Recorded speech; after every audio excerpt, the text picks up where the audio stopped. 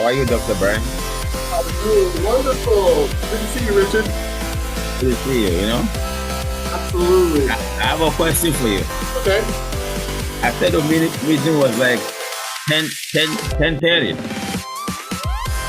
Yeah, we're in 4 minutes. Oh. Yeah. Yeah. Just I want to make sure everybody gets on, and so yeah, it's 4 minutes off. We actually started. You must be a military guy. Yeah, because I was thinking that it's 10:30. I was sitting here from 10:30. I'm like, okay. But I look and I realize it's 12:30. Oh, okay. Gotcha. Yeah, I was okay when I saw that. Okay. Good. Are you at work, Nick Flores? People walking in the back, in and out. All right. Cool. Love it. Linda, good to see you. Alex, great to see you. Dave Person, great to see you. Good to see you, Brian.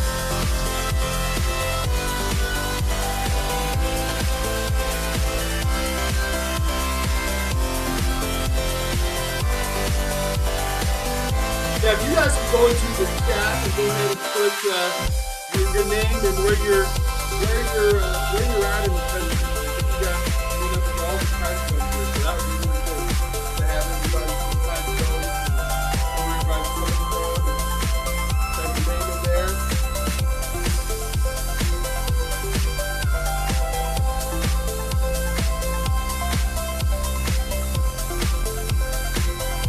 Yes, sir.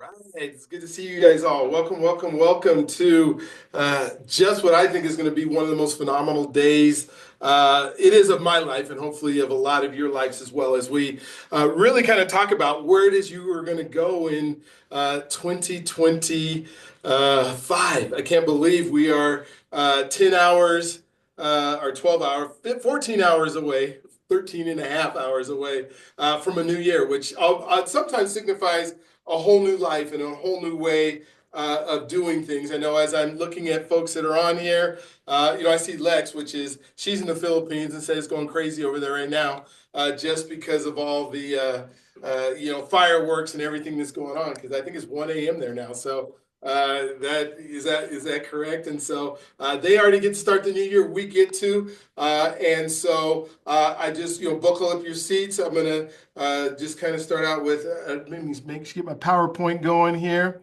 and then I'll share the screen, and then we're off to the races. So let's see, PowerPoint. Let me share screen again, and then just go through a couple things before we get John going here. So it will be that's the screen. And then PowerPoint, I guess I got to get good at it, get at this stuff. All right. This up and boom. All right, can you guys see that on your screen? Yes, we can. I can. That's what I want to know. Cool. So today's agenda, here's how we're going to go. So we're going to do an interactive game here pretty quick. Then we're going to come in with John Diggs, and he's going to talk about I am, and you're going to be excited about seeing that. And then we're going to take a short break after he's done with that. Then I'm going to come in and talk about do have.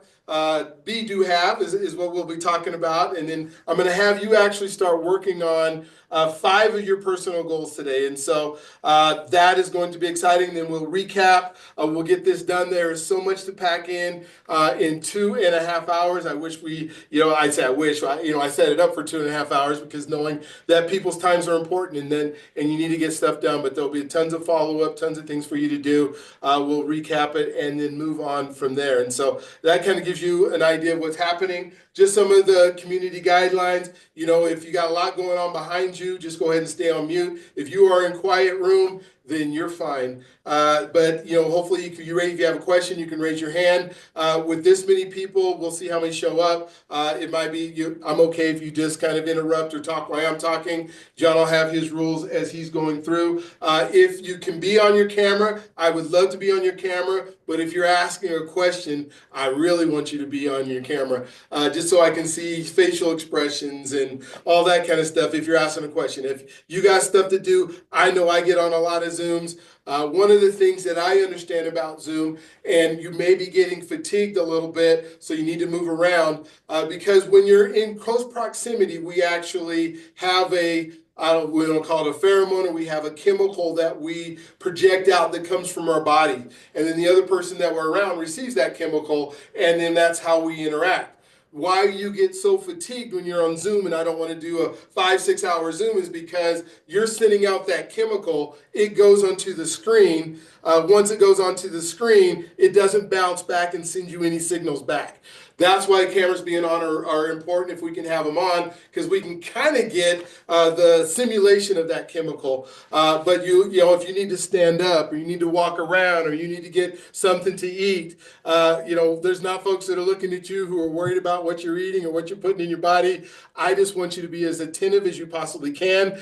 You're going to want to take a whole bunch of notes. We'll give out some stuff at the end and give some, papers and stuff for you to be able to do stuff with. But the big thing for you right now is that you now have the ability to take a ton of notes, because this is going to be different probably than most of the goal setting, strategic planning, SWOT plan, whatever things you've been to, where you go and you put all these things on paper, and then the paper stays wherever you left it. Even sometimes if you're in a work environment, you hang it up on the wall, then somebody takes it down and puts it in a stock room or storage room sometimes, and it never gets done. So at the end of today, and if we go through, some of the things that we're doing at the end of today, you will have 5 goals that you will hit in 2025. We're going to do everything we can with accountability and everything we can to make sure it happens. Has anybody ever played Kahoot? I'm going to need you to go, hopefully, to your phones,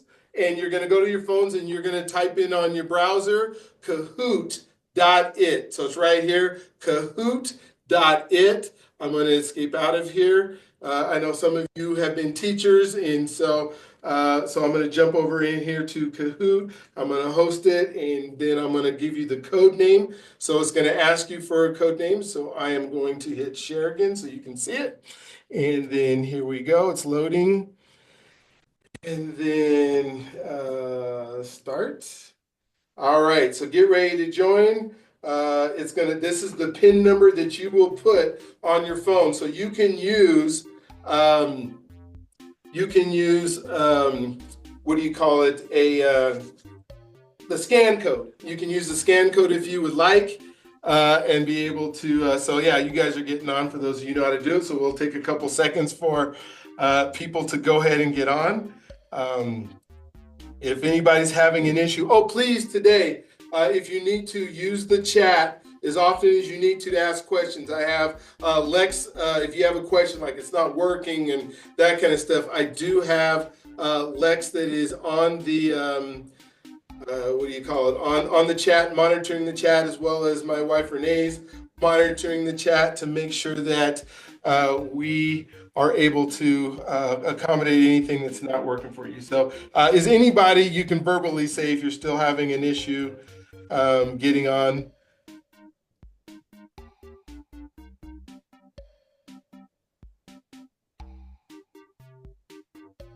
Wait a few more seconds and see who else needs to get on.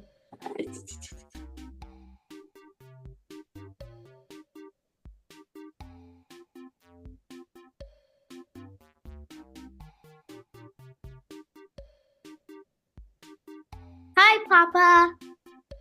Mommy. Hello, Papa.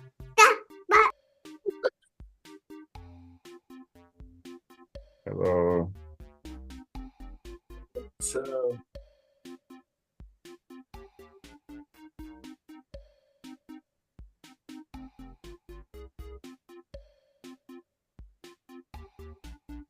all right, so we're going to go ahead and start, and we'll just go through it. So you'll I answer didn't the get the questions number on yet. your phone if you've never done this before. Renee? Yes. Can you text Lex and tell her to send Tia the link because she's having trouble finding it? I got it, Brian. I just re-registered. Oh yeah, you're in? Okay, never mind.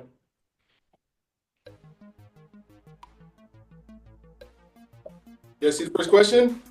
Go ahead and answer.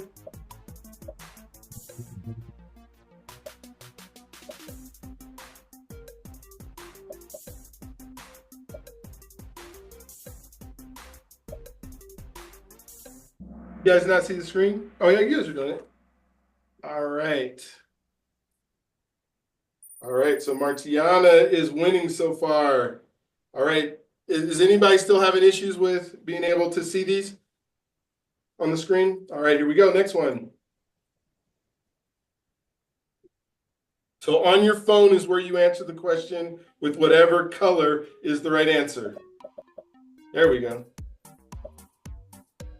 If everybody answers, then it will show up. It'll just stop the timer, which is 8 seconds left. So this is an interesting one. February's month. By what month do 80% of the people abandon their goals every single year? So you set them up in January. Sometimes they're called New Year's resolutions. And by the end of February, you have abandoned it and never look at it again. Look at this next one. Uh-oh. Somebody wants to win this. Oh, it's going to be some chocolate or something for whoever wins this. What is the most common reason people fail? What is the most common reason people fail to achieve their goals? Lack of motivation, lack of planning, fear of failure, or time management.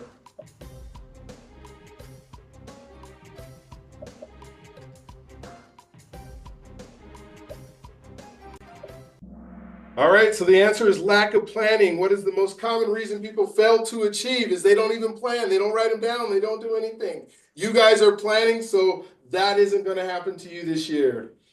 All right, let's see who's up on top. Lily is catching up to Martiana. Andre the Wise is coming up on Lily. John, you're doing all right. All right, Miss Meeks, I love it. New Miss Meeks, not Davis anymore. What is the percentage of people who set goals fail due to not writing them down? Set goals and fail due to not writing them down. Hey, almost all of you got that one right. 62%. 6 out of 10 people who don't write. I don't even know how, if you don't write it down, you must have a really good memory.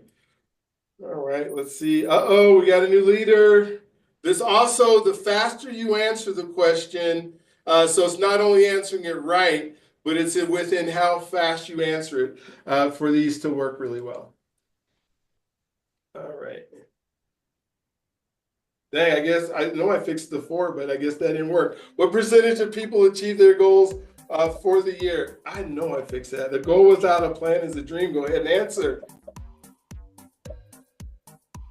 Unless I got the old version without me trying to type. So apologize for that. All right, so what percentage of people achieve their goals for the year? Only 8%. So out of 100 people who put goals together, 8 of them achieve that. We're going to do 100% of people on here achieving that. I don't like that stat. All right, let's see how we're going.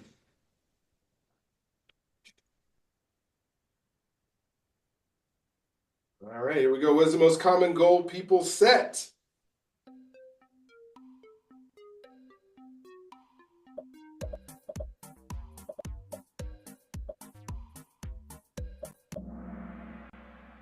All right, exercise more is what they said. It's kind of a trick question because you think of you have lose weight in there. Well, yeah, some people want to lose weight, but most people are saying that they want to exercise. So it's kind of a trick question. All right, let's see if this changed any. Lily, you are topping. You are starting to spread out. So it's like I'm about to get you a chocolate bar. What percentage of goals are abandoned due to lack of accountability?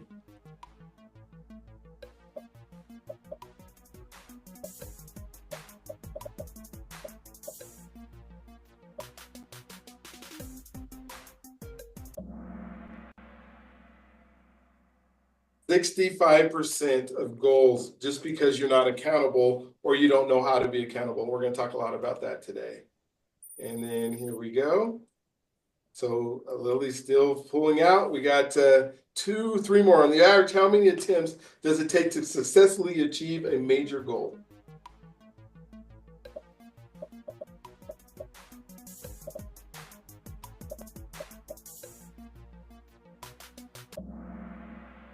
All right, the answer on here is 5. It takes 5 tries. I agree with it taking even more sometimes, but at least you have to continue to go after it. You can't just give up when it doesn't happen right away. All right. 2 more to go. What percentage of people feel overwhelmed by their goals and stop pursuing them?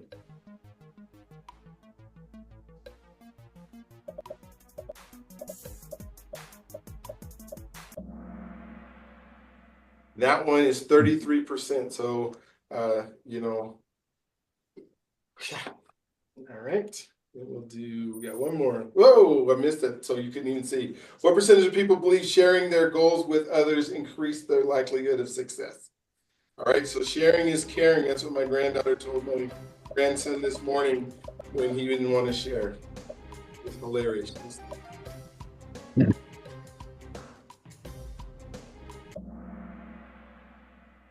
All right, so what percentage of people believe that sharing their goals and other increases? The answer here is 4. Let's see who the grand winner is, which is 80%. If you decide to share it, the chances of you achieving your goal are even higher. So just to kind of think in terms of what we need to do today, John, good job on being number 3. Aldris, you were number 2, and number 1 is Billy. Chocolate parlor. Great job. Congratulations. That's really good. All right. So I thought it'd be fun to kind of start the day there. Let me put this PowerPoint back up if I can.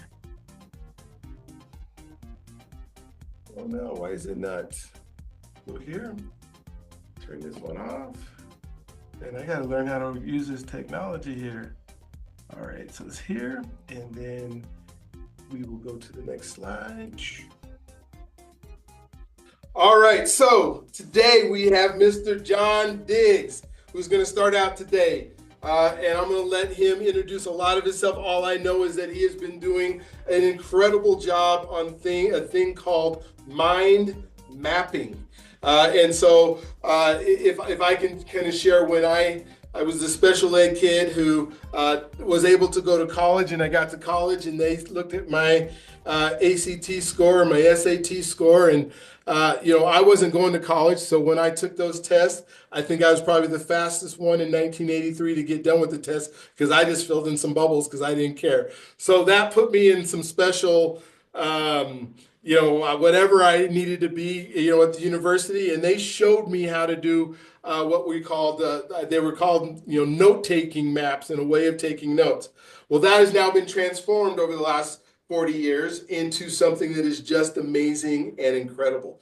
And John has written a book about it. He has started to help people with, their personal growth based on these strategies that you're going to take a lot of notes on. And so, John, thank you for being on today. Thank you for spending your time with us today to show us how to make this happen and get the most out of who we are in this realm of mind mapping. So let me take this off and stop this PowerPoint and get you on.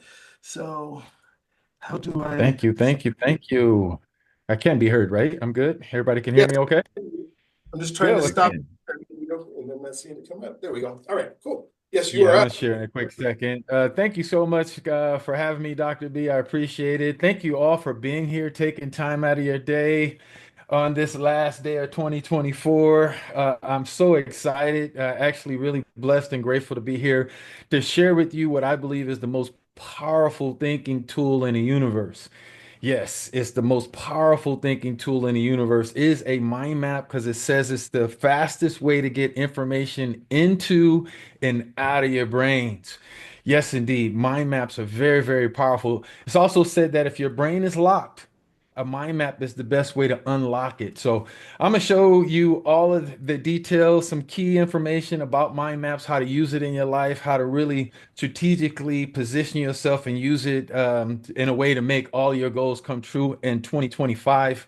Before I do that, though, I would like to just give you some insight on who I am, where I've been, and yeah, what leads me to you guys today. So let me give you just a little introduction for those who don't know me. Again, it's John Diggs, and I'm gonna show you a little bit, tell you a little bit about my past, present, and future.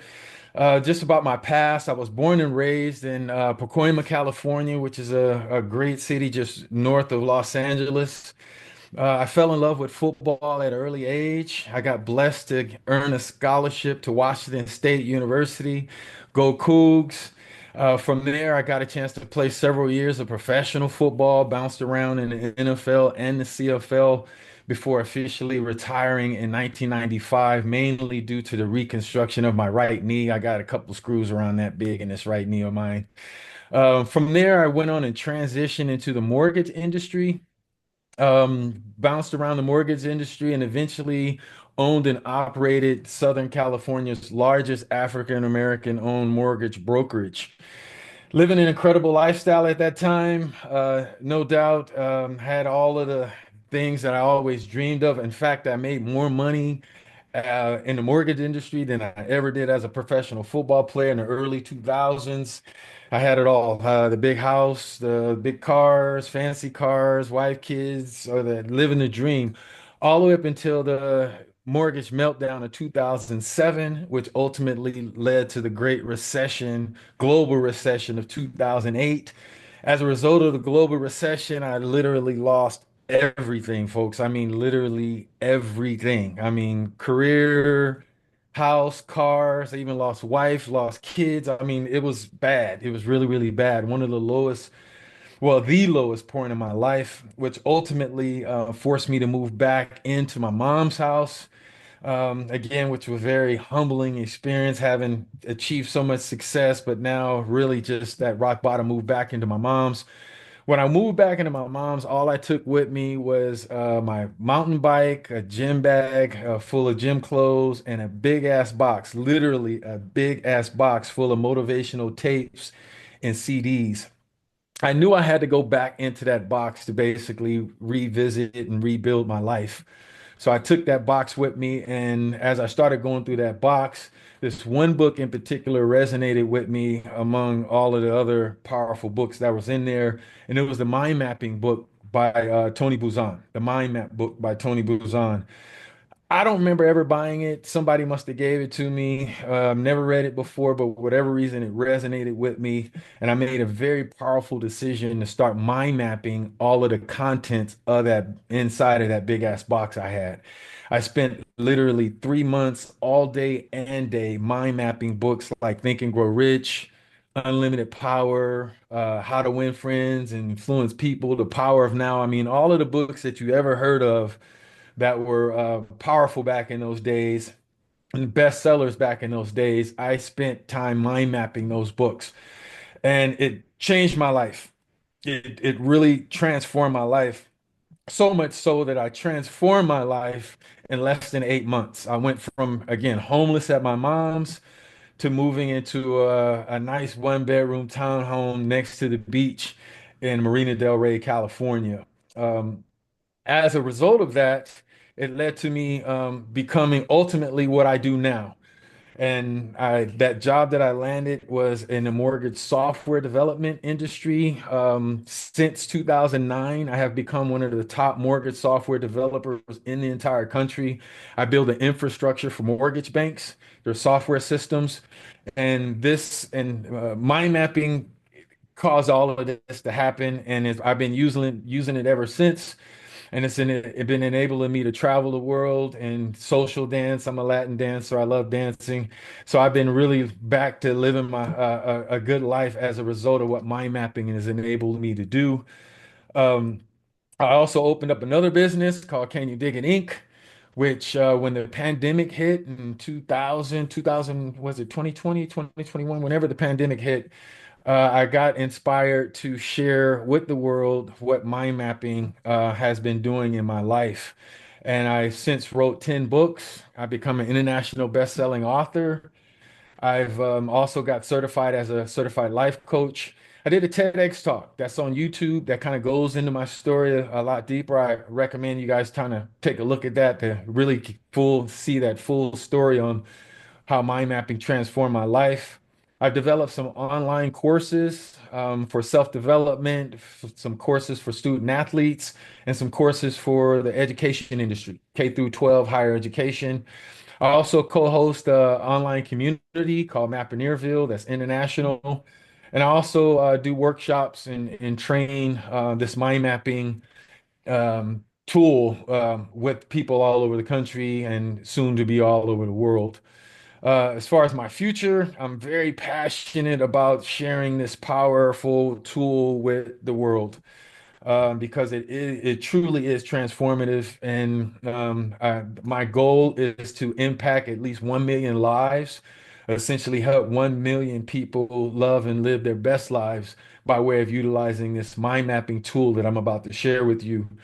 Um, Again, I want to leave a very powerful legacy that hopefully transforms lives after long after I'm gone. So that's a little bit about where I'm at, where I've been, where I'm at, and where I'm heading. Now, I really want to this is the exciting part. I want to introduce you to mind mapping for those who haven't heard of it before. I know just in my travels and experiences, some people who may have heard of it never really dug deep into it. So now I want to do my best to share with you the power of this tool and hopefully inspire you to utilize it to make sure that 2025 and beyond are just incredible years for you. So let me show you about the most powerful thinking tool in the universe, a mind map. A mind map essentially, and this is basically what you're looking at here, is a mind map.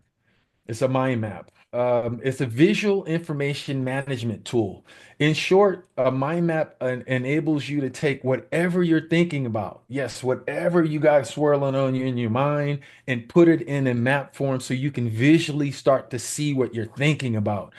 So it's a lot of power in that. And the essence of the mind map is that it uses a lot of keywords and symbols and images.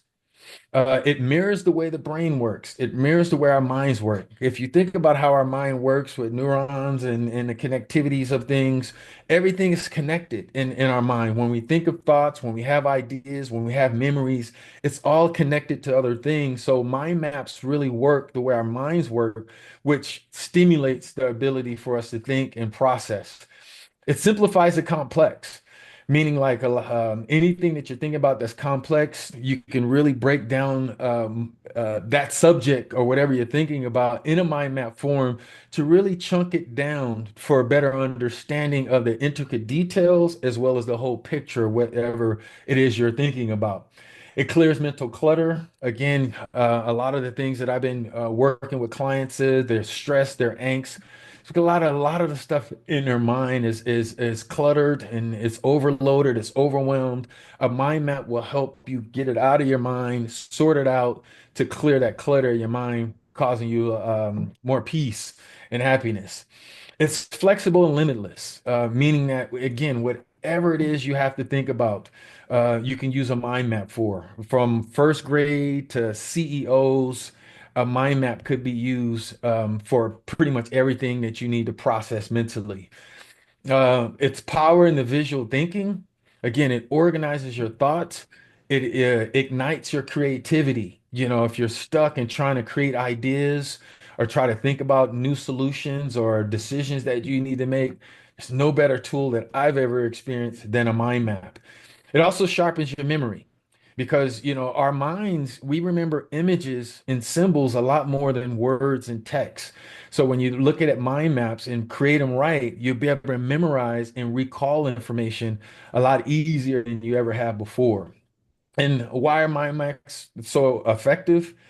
Is that it's like I said, our memory is associative. It's not linear. You know, if I just said the word dog, you're gonna go through your mind and associate so many different dogs that you have experienced in your past.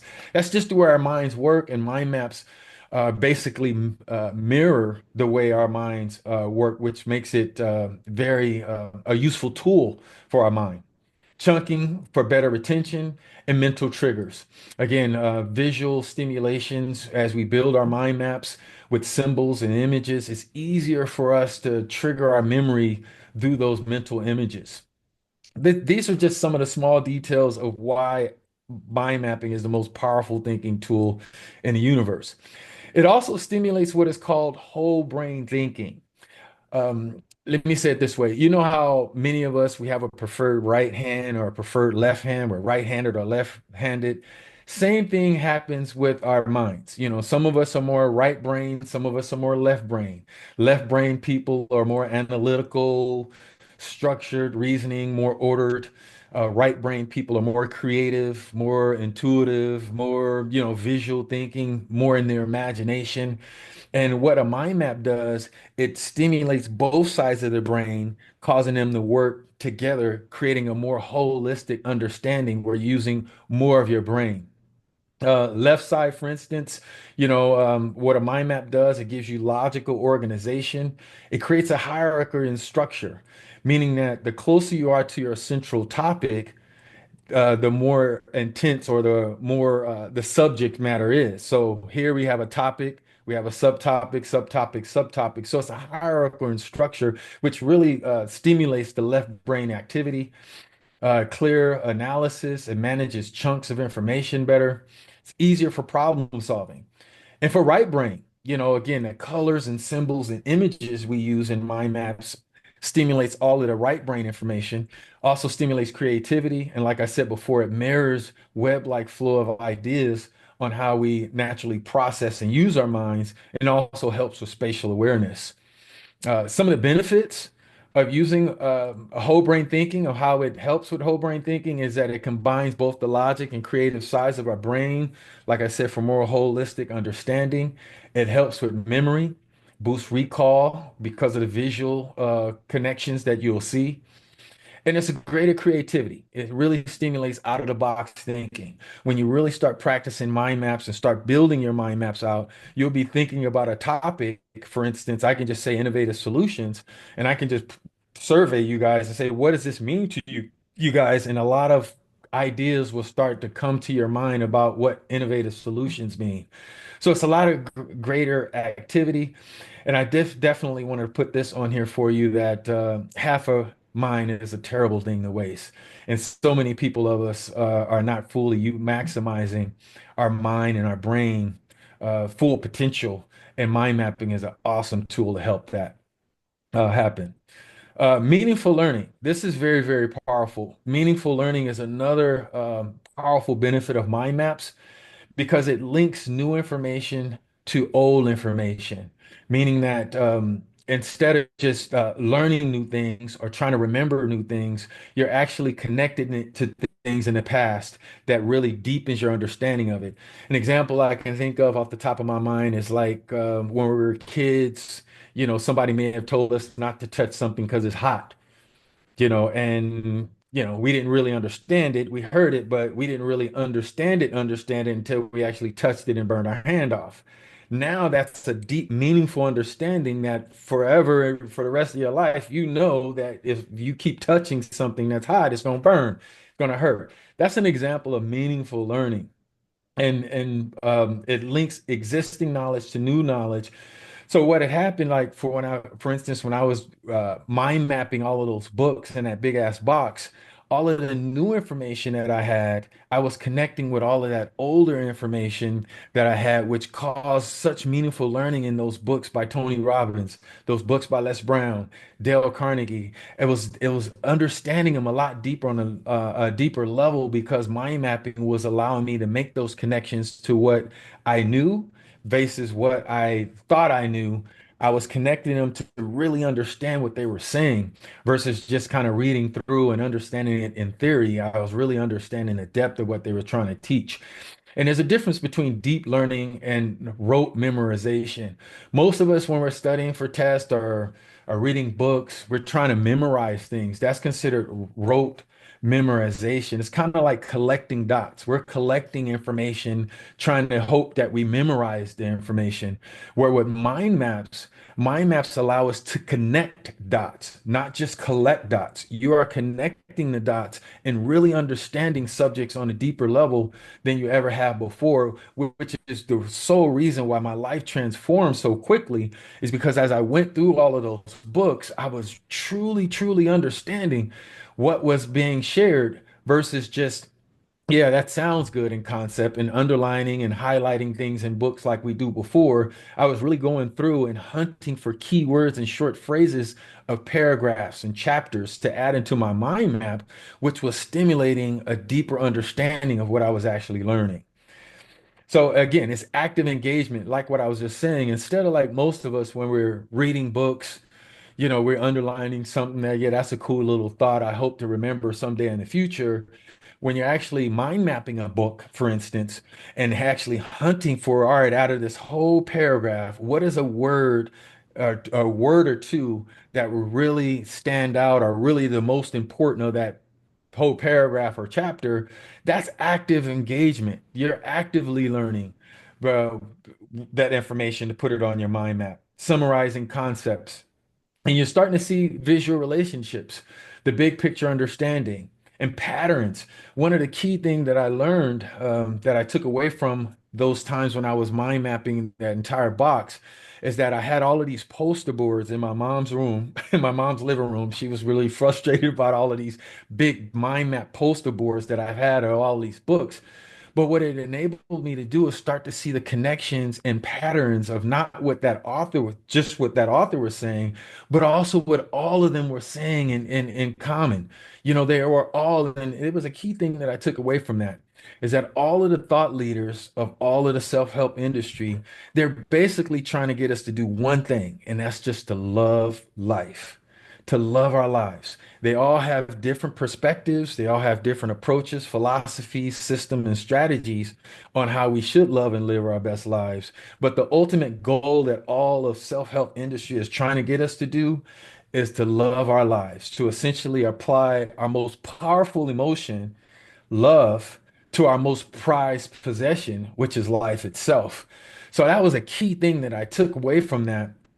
And it was all because of what mind mapping has enabled me to do. Benefits of learning, like I said, is just deeper understanding, integrated foundation of lifelong learning, better retention. Again, by me having all of those visual boards, I understood it to a level that still stays with me today. And it's an engaging process. Like I just mentioned, we're constantly going inside and trying to find keywords and short phrases to summarize all of that stuff we're learning, which ultimately helps us understand the information in a more powerful way. These are just some of the handful of just some of the benefits of what mind mapping does. I can spend literally a whole day going through each one of these topics in greater depth, but just for the sake of time, I just wanted to kind of introduce you to the three powerful things that I think is most powerful about mind mapping. It's a visual information management tool, it stimulates whole brain thinking, and it definitely helps with meaningful learning. Now, let me just give you a little history about mind mapping real fast. It's created by gentleman by the name of Tony Buzan. He was a British English consultant, educational consultant, back in the 1960s. He was charged and inspired to help his students and his clients learn better, think better, just become better overall students. So he started researching the notes of some of the greatest thinkers in our world. Leonardo da Vinci, Charles Darwin, Thomas Edison. He really was on a mission to figure out what they were doing and how they were taking notes and things of that nature. And what he found was that all of their notes looked similar. They all had keywords, short phrases, and symbols. They didn't have that linear bullet point stuff that we're been used to taking notes. They were very creative and artsy with it. So that began basically the birth of his mind mapping because he realized if these thinkers are taking notes this way, I should start developing this to start teaching my students on how to take these notes this way so they can become better overall thinkers. So once he did that, he started building his legacy. He wrote tons of books. He started sharing this around the world. Very popular in Europe and some parts of Asia. He inspired millions, millions, and millions of people again around the world. Not so much so in our country, the U.S., because unfortunately it passed in 2018, and before he was able to really cause a lot of change in our country, unfortunately he passed away. In my experience, I'm learning that a lot of people in our country that have heard about mind mapping, they use it primarily for three key reasons: brainstorming, note taking, I'm sorry, brainstorming, note taking, and project management. Brainstorming, note taking, and project management. Very, very powerful for brainstorming in that it sparks new ideas. It tracks your research visually. It's a clear reference for implementation. A lot of Fortune 500 companies, I've done some research to find out that literally all Fortune 500 companies use mind mapping for some sort of brainstorming sessions or in that nature, where they can collaborate with different departments, different key figures, to where they are coming up with ideas and brainstorming whatever they need to do that's best for the company. Another key reason, another key way that they're using mind mapping in our country is note taking. I found out that a lot of Ivy League schools are using mind maps for note taking, and they're finding that all of their students are getting greater test scores because of it. They're finding that by teaching students how to mind map for taking lecture notes and doing book projects and things of that nature, that it's easier for them to visualize and see where they left that important information on the mind map versus that bullet point style that we've been used to. So they're really promoting mind mapping very big in Ivy League schools, and I'm doing my best to start to spread this around the country just to help students not just wrote memorize information, collect dots, but also connect dots and really understand the information that's being shared in their classrooms to become better overall students.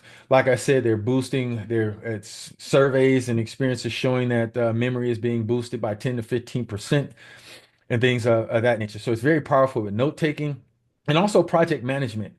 Because if you mind map your projects, you can also help you with all of the planning stages of it, visualizing goals, defining the scope, create a roadmap. Then you can also use it to execute the project that you're utilizing by assigning tasks, track progress, manage resources. Then also when the project is done, you can review that mind map of your project to reflect on the results, identify any gaps that need to be done, and prepare for the next steps. So these are some of the key ways that people in our country or around the world essentially that are using mind maps for brainstorming, note taking, and project management. What I found is that I'm the only one in the entire world that's been teaching, promoting, training, consulting, coaching, and things of that nature to use mind maps as a personal development tool. So I decided to create my own name for my style of mind mapping, which I call it mapineering, which basically stands for engineering beautiful mind maps to love life more. So I've been developing my style of using mind maps for personal development, calling it mind mapping. And it's strictly just been helping people unlock their minds for clarity, focus, and overall just enjoyment of their lives. And specifically, how I've been teaching uh, mind mapping and mapineering is using it for helping people with efficient problem solving, effective decision making, intentional goal setting, transformative visualization, and also empowering self-actualization. So when we look at like efficient problem solving, again, a mind map will help you break down the complexity of a problem into manageable chunks. So give you greater perspectives to start coming up with solutions a lot quicker because now you see all the perspectives of the problem that you're trying to solve for. Same thing with decision making.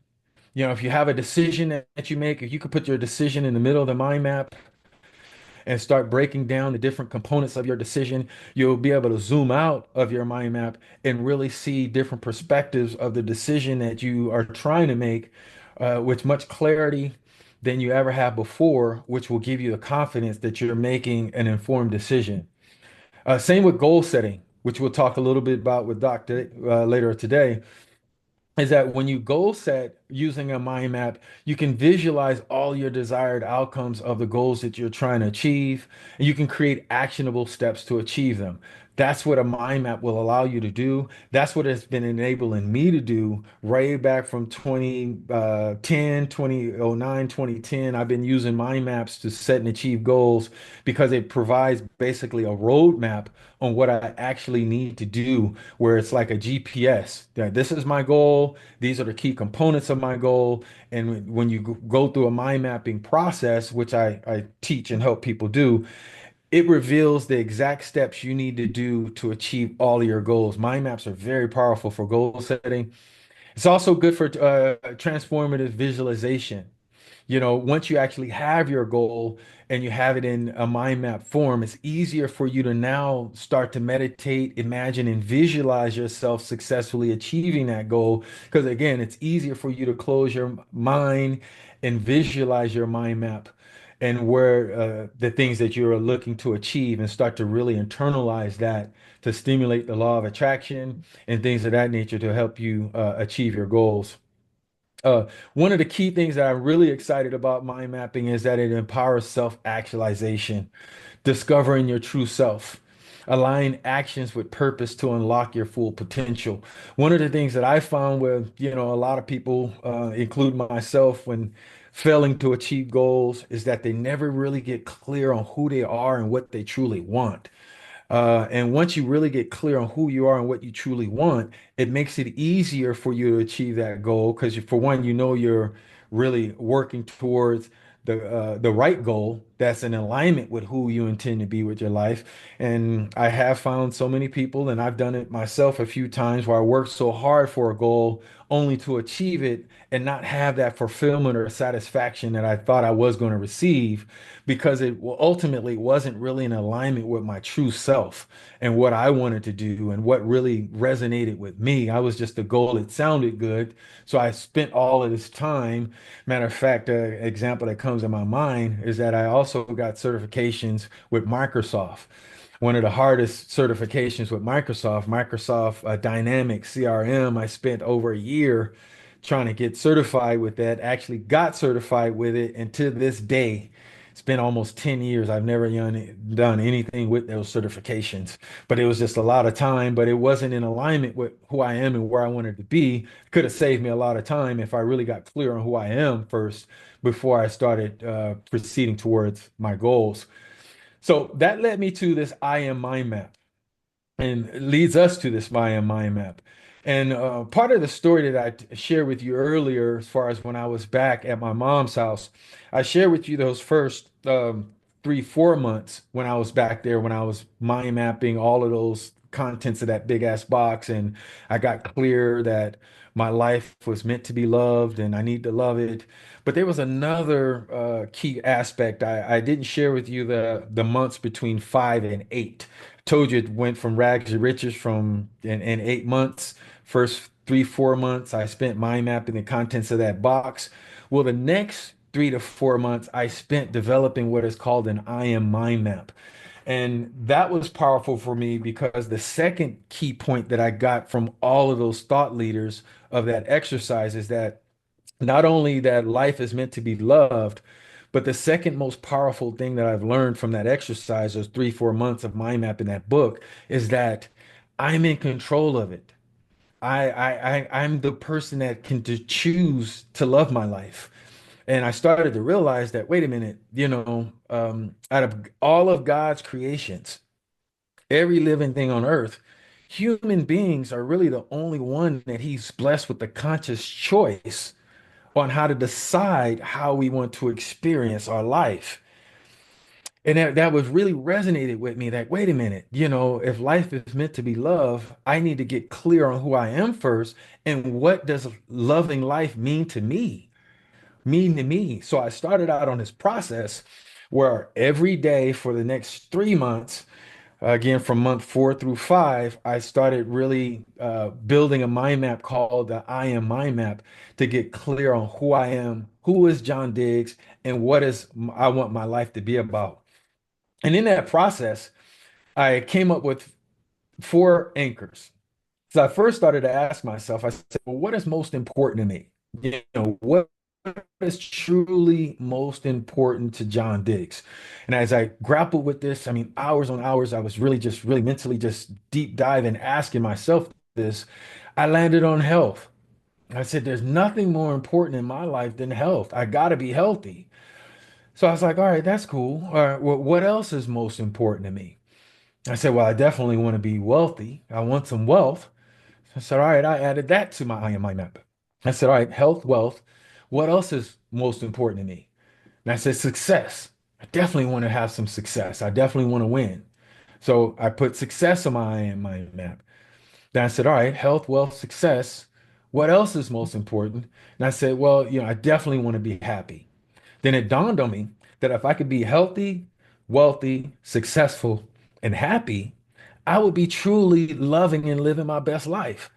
I said, yeah, so this is it. This is it. Health, wealth, success, and happiness. So my mind map started to look like this. But then, as mind maps do, I started to ask myself these questions. Well, what the heck does health mean? What does health mean? Health can mean anything to everyone. So I started breaking it down. I started developing my I am mind map. What does health mean? Then I landed on, all right, the key components of health to me are spiritual health, physical health, and mental health. I was like, all right, that's cool. That makes sense. I want to be healthy spiritually, physically, and mentally. I said, but what does wealth mean? Is it truly just about money? When I looked up the word wealth, it stood for abundance. So I said, well, what do I want a lot of? What do I want an abundance of? Is it truly just money? I said, well, it can't be money because, I've seen people that had Mercedes Benz. I heard of people that had Mercedes Benz that drove those off the cliff, or people that had wealth that wasn't happy. So is it truly that I want an abundance of money? And I said, well, no. I landed ultimately on I wanted a wealth of positive emotions. I want to feel good. I want to feel good in my life. And I said, well, what else do I want an abundance of? And I said, I want knowledge. I want knowledge. I want to be skillful because I realized that the more skillful I am, the money will come. If I'm really an expert, a subject matter expert at something, money's going to come. So I really want to have an abundance of skills.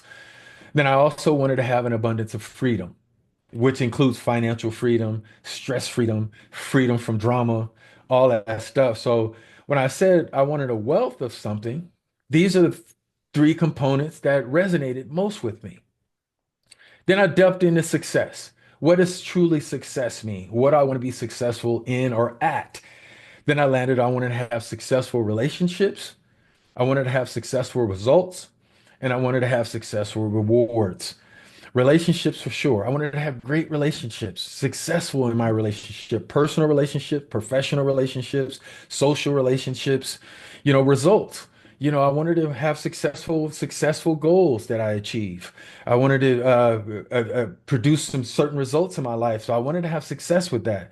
Then I also wanted to have successful rewards, meaning that I wanted to have how was I going to reward and celebrate my successes? What are some of the things that bring me the most joy that I can reward myself for achieving success?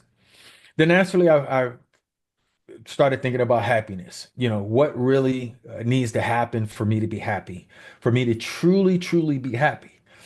Excuse me, for me to truly, truly be happy. And it dawned on me that for me to truly be happy, that I have to feel blessed for my past. When I look at my past, I have to be blessed. All of the goods as well as all of the bads, things that occurred, that I survived, that I learned from, that are growth moments, that are challenging times. I need to be blessed for those experiences because it made me a better person. It made me who I am today. Yeah, okay. If I truly can look at my past without guilt, without regret, but truly be blessed for my past, that'll definitely make me happy. Then I thought about what about great? I want to be grateful. I want to be grateful. But if I need to be grateful for my future. So I need to be also grateful for all of the things that are coming to me in my life. So I need to be blessed for my past, grateful for my future, and I needed to be fulfilled in the present, fulfilled in the present. So I realized that for me to truly be happy, I need to be blessed for my past, grateful for my future, and feel fulfilled right now in the present moment. If I can achieve all of these things, I would be truly loving and living my best life. So I sought out to do that in those months 5 through 8. I just kept grappling with this. And next thing I know, I started feeling different. I started acting different. Again, it put me in such a place mentally, physically, and spiritually, seeing my life and realizing that this I am mind map was essentially my commandments, was essentially my constitution, my personal constitution, was essentially my roadmap for my future and who I want to be in my life, that empowered me in such a way that within 8 months, like I mentioned before, I landed like a high six-figure annual salary job as a mortgage software developer, transformed my life. And I know none of that wouldn't have happened if I did not uh, get introduced to mind maps and start developing my I am mind map. So this is what, again, it's designed, I am mind map, to create the best version of yourself, realize your full potential, values and passions are in alignment, discover a deeper self of yourself with meaning, purpose, and fulfillment. And I am mind map is very, very powerful. And I hope that I intend to touch, move, and inspire you to start developing your own. Because now we're about to dip into an exercise for you to actually start laying down the base template for your own I am mind map for yourself. So, what I would like for you to do, if you guys could just grab a piece of paper and a pencil or color pen or whatever you have, please, please, please grab a piece of paper because you are going to, I'm going to walk you through on how to actually create the baseline of your own I am mind map that you can use as the foundation to layer the goal setting stuff that doctor is going to be covering with you to help you and inspire you to stay on track to really make sure that 2025 and beyond is just your best years ever. So please get your piece of paper. It can be a back of an envelope, it can be a napkin. Just grab something to write on. And what I would like you to do is just kind of write out what you see here. Right, I am 2025. You can draw a circle around it. Then I would like for you to put healthy, wealthy, successful, and happy. Put that on your I am mind map right now. Once you do that, come up here and just do what I just showed you earlier. Write spiritual, physical, and mental. Wealthy, write emotions, knowledge, and freedom. For success, write relationships, results, and rewards. And for happy, put blessed, grateful, and present. Give you a quick second just to make sure that you create this on your paper. You want to put your paper in a landscape style and create this. And I'll give you a couple seconds to do that.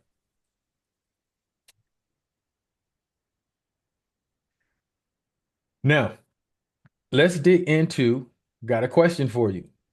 When it comes to your spiritual, I wrote these notes in here. Spiritual health is the foundation of inner peace and resilience, guiding us to live with purpose, clarity, and strength in all circumstances. Couple questions for you. Just honestly, this is just between you and your God. How would you rate yourself at this moment when it comes to your spiritual health? One being bad, 10 being the best. Anywhere from 1 to 10. Just be honest. Where would you rate yourself as far as your overall spiritual health? Spiritual health. Just put it on your mind map right next to the spiritual topic. Once you have that down, then ask yourself this question. What is one way or one thing you can do to increase that rating right now?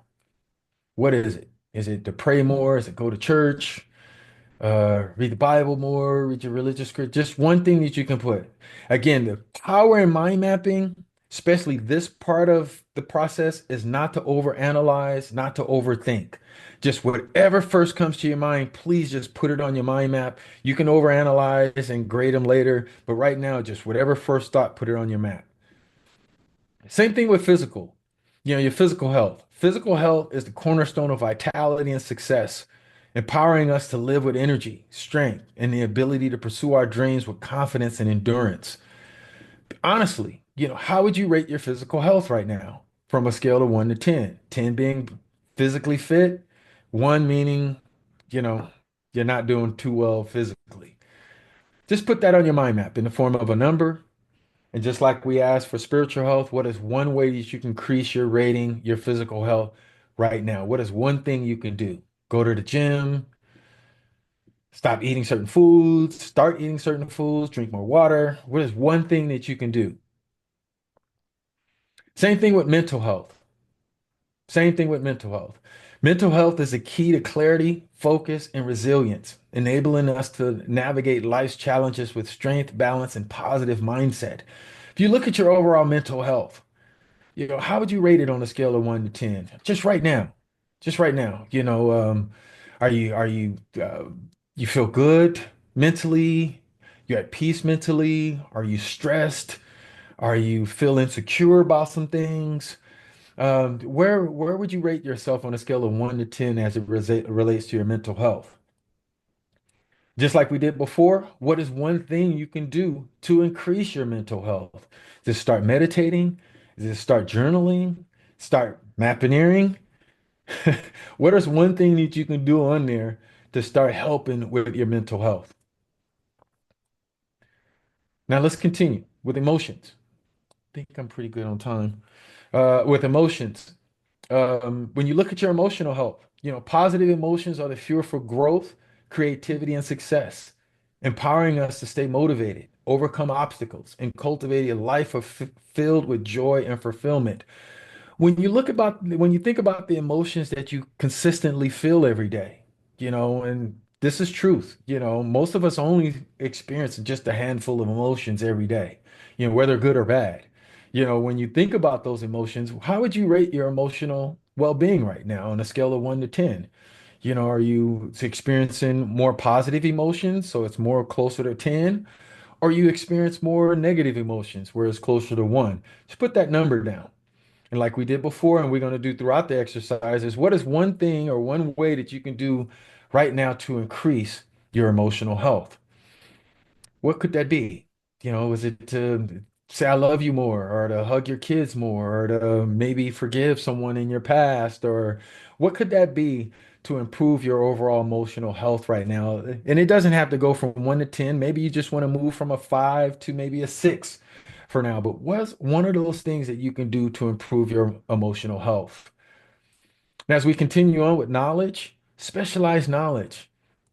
Very powerful. Specialized knowledge is the key to mastery and innovation, empowering us to solve complex problems and excel in our chosen fields with confidence and expertise. When you look at your overall skills, your knowledge, what you're good at, or what you want to be good at, where would you rate yourself right now? Are you very skilled at what you do? So you're more like an 8 or 9? Or there's some things that you need to get better at or learn better, maybe take a course or, maybe align with some coaching or something. Where are you at with that? And what is one thing that you can do to improve your skills, your knowledge? Same thing with freedom. Financial and stress freedom are essential for unlocking true potential, providing the peace of mind and resources needed to live with purpose, pursue passions, and create lasting life. When you look at your financial freedom, where you're at, you know, 10 being, you're totally secure financially, 1 being that you're struggling financially and need to do some things or put some things into play to help with that. And it's like we said before, what is one thing you can do to increase your financial or your overall freedom, even from stress? How are you stressfully? Are you really caught up in a stressful life and you need to find ways to free yourself from that stressful circumstance or relationship or job or career? What is one thing you could do right now to improve your freedom around finances and stress? Now let's get through these over here. Successful as far as your relationships. Successful relationships are the foundation for personal growth and fulfillment, offering support, connection, and collaboration that propels us towards our greatest achievements and happiness. When you look at your overall relationships, personal, professional, social relationships, people that you see on social media, how would you rate that? 10 being outstanding and one, being you need some work around this area. How would you rate that? Be honest. Be honest with yourself. What would you say your relationship qualities are? And what's one thing that you can do to improve it? Think about that. Just one thing that you can do to improve your relationships. Again, maybe you need to forgive somebody. Maybe you need to tell somebody I love you more. Maybe you need to spend more time with somebody. I'm not sure. These are things that I'm just hopefully inspiring you to start really thinking about as it relates to your relationships. Results. Same thing with results. Successful results are the reflection of focus, effort, and strategic action, driving progress, boost confidence, and creating the momentum needed to reach our highest potential. When you look at the results you get, in your overall life, your goals that you set, some of the feedback, the outcomes you're experiencing, how would you rate yourself? Are you powerful in achieving the results you want to experience, closer to 10? Are you constantly setting goals that you fall off from in February, like we just went through? Be honest with yourself, rate yourself. And again, what is one thing you can do to increase your success in your results? Is it to hire a coach? Is it to join a community? Is it to what is that could be for you to improve your results? And same thing with rewards. Successful rewards are the affirmations of our hard work and dedication, motivating us to keep pushing forward, celebrating achievements, and inspire continued growth and excellence. When you think about how are you rewarding yourself, are they healthy rewards? Or is it rewards for travel? Or do you travel a lot to celebrate the hard work that you put forth? Do you not travel enough? If you're traveling all the time and taking strategic vacations, calling them timeouts, is that closer to 10? Or you don't really reward yourself at all? Is that closer to one? Be honest with yourself, anywhere in between. How would you relate, your rewards? How are you rewarding yourself? And what can you do to improve that? What can you do to improve your rewards and how you're rewarding yourself?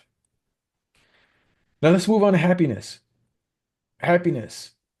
Being blessed for your past. Being blessed for your past allows us to honor our journey, learn from our experiences, and build a foundation of gratitude that fuels our growth and shapes our brighter future. When you look at your past, is there a lot of guilt? There's a lot of regret. There's a lot of anger, resentment. Is it closer to one? Or when you look at your past, you're happy of your journey. You're happy of some of the things you've done in your past, closer to 10. Again, be honest with yourself. How would you relate to your past? Are you really feeling blessed for your past? How would you, from a number of 1 to 10, what would you put on your mind map? What is one thing you can do to increase, your rating? Again, it doesn't have to be huge, gigantic leaps. It could just be something, hey, I just need to call and just tell somebody I'm sorry. That's what I really need to do. I really need to just get clear and complete with a relationship of the past. That would definitely help me move up my feeling of being blessed from my past. These are things you can think about. Same thing with your future.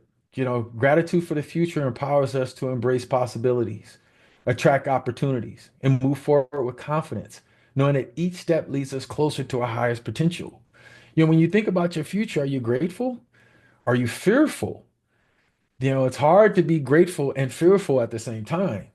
Are you truly grateful for all of the things that are going to come into your future, knowing that you can deal with them, knowing that it's all by design, knowing that God is on your side, and you're grateful for whatever comes to you, all of the goals that you have. You're grateful now for some of the things that you're working towards. How would you rate yourself? What is one of the things that you can do to become more grateful for your future? Just put it on your mind map, please. Now, when we look at our present, being fulfilled in the present moment is the key to true happiness. as it anchors us in the now, allowing us to fully experience life, cultivate peace, and harness our power to create the future we desire. This is a challenge for me, and it's been a challenge for a lot of my clients. It's just being in the moment. It seemed like so many of us fail to be in the moment because we're either tripping on something in our past or scared of something in our future, and not being in our present moment right now. So, how are you as far as being present in your moment, being present right now? How are you rate yourself? You're fully present and mindful in your in your moments, truly noticing what you're noticing in the moment. How would you rate yourself? 10 being fully present, one being it's hard for me to stay present because I got all of this stuff coming from me from past and future and all that stuff. Where would you honestly rate yourself as far as being in the present moment? And what is one thing you can do right now to ground yourself in the present moment? Is it to take a deep breath, close your eyes and center yourself, really connect to your body?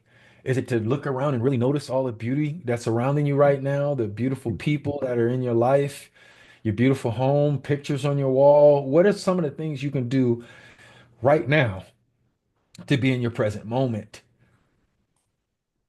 Good, good, good. These are, if I zoom out here, guys, this is just the baseline of an I am mind map. That there's so many different layers, there's so many different depths of things we can take your I am mind map to really make it a very, very powerful tool that will ground you in your self-awareness, that will ground you in who you are and who you intend to be. I found that you continue to develop this I am mind map with some coaching. And again, I'm here to help you in a lot of this stuff. It really helps you deal with not just goal setting, but as life comes at you. As things come at you, unexpected things come at you, deaths, divorces, all of these crazy things that happen in our lives. A I am mind map will always be your grounding. You can always come back to it to say, wait a minute, despite what's happening in my external life, this is who I internally intend to be.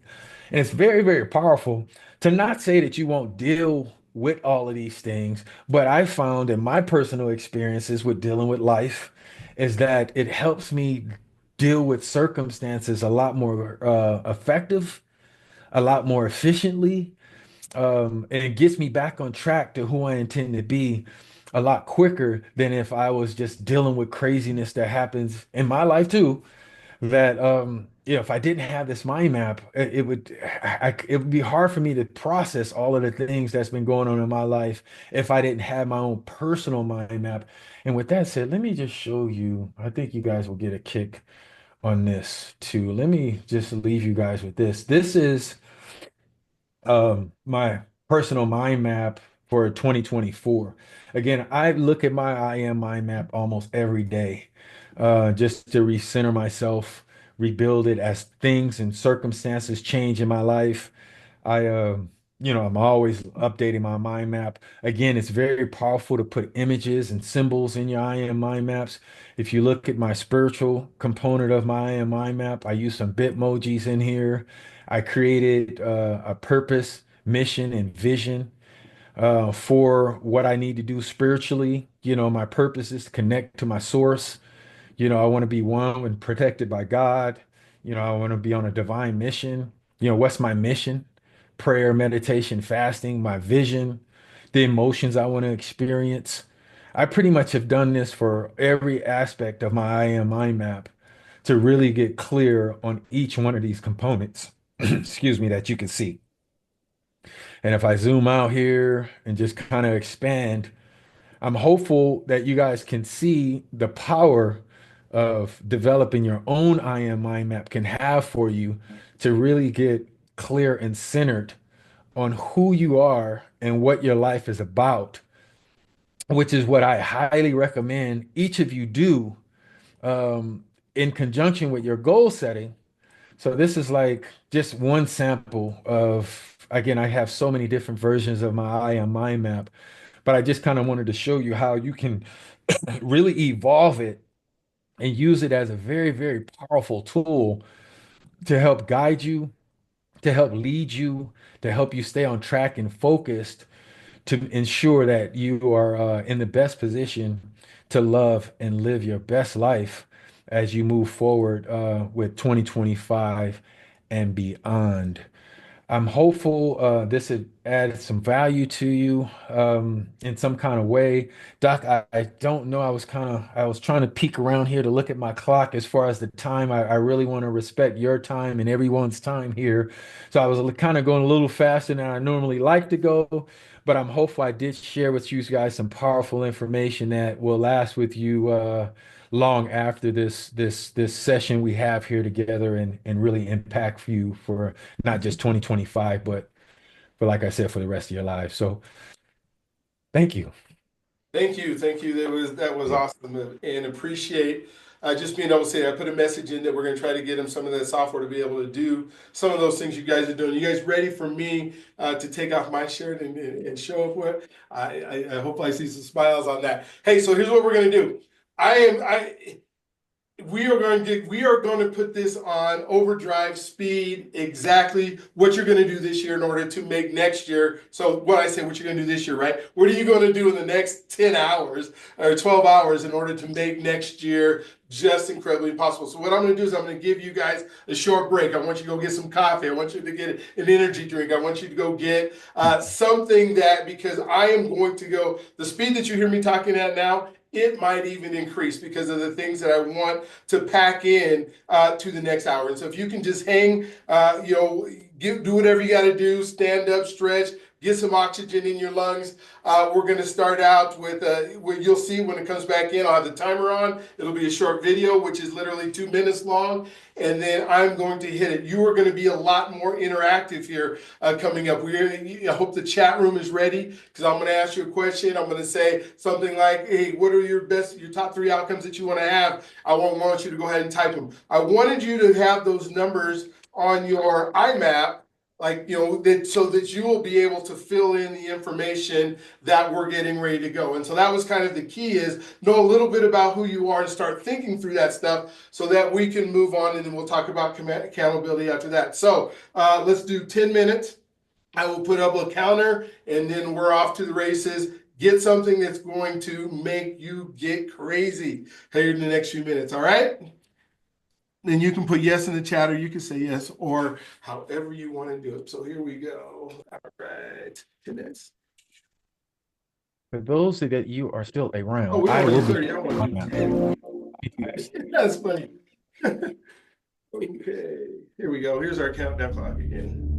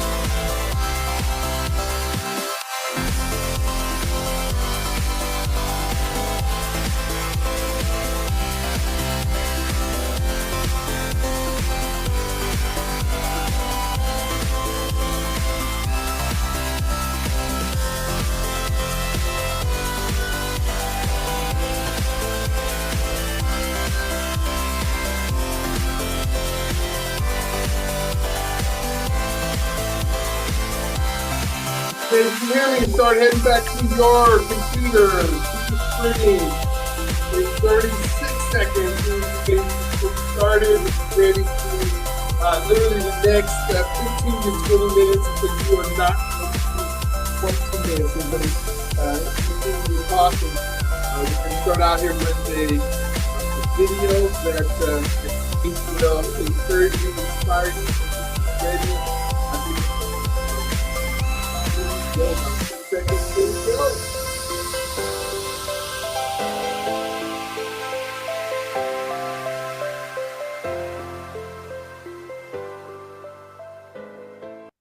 All right, I'm gonna go ahead and start here.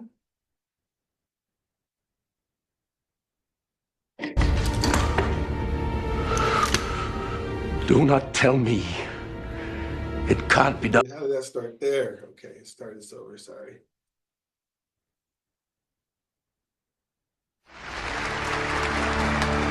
Is it true? Men are still trapped alive inside the Arizona? We can hear tapping from inside the hull. We're doing everything we can to get to them, but they're 40 feet below water.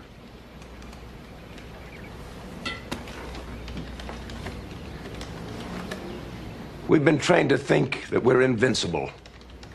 And now our proudest ship has been destroyed by an enemy we considered inferior. We're on the ropes, gentlemen. That's exactly why we have to strike back now. We're preparing an attack against the Marshall and Gilbert Islands, sir, to keep I'm talking about hitting the heart of Japan, the way they have hit us. Mr. President, Pearl Harbor caught us unawares because we didn't face facts. This isn't a time for ignoring them again. The Army Air Corps has long-range bombers, but no place to launch them. Midway is too far, and Russia won't allow us to launch a raid from there. Admiral? Navy's planes are small, they carry light loads and have a short range. We'd have to get them within a few hundred miles of Japan and therefore risk our carriers. And if we lose our carriers, we'll have no shield against invasion. Does anyone in this room think that victory is possible without facing danger? We are at war. Of course there's a risk. But consider the risk, Mr. President. If the Japanese invade us right now, they would penetrate as far as Chicago before we could stop them. Gentlemen, most of you did not know me when I had the use of my legs. I was strong and proud and arrogant. Now I wonder every hour of my life why God put me into this chair. But when I see defeat in the eyes of my countrymen, in your eyes right now, I start to think that maybe he brought me down for times like these when we all need to be reminded who we truly are, that we will not give up or give in. Mr. President, with all respect, sir, what you're asking can't be done.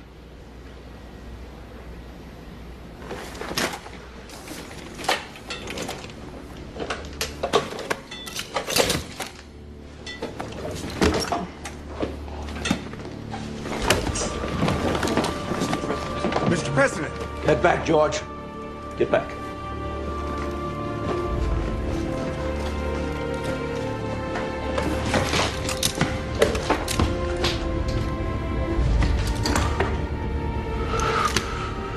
Do not tell me it can't be done.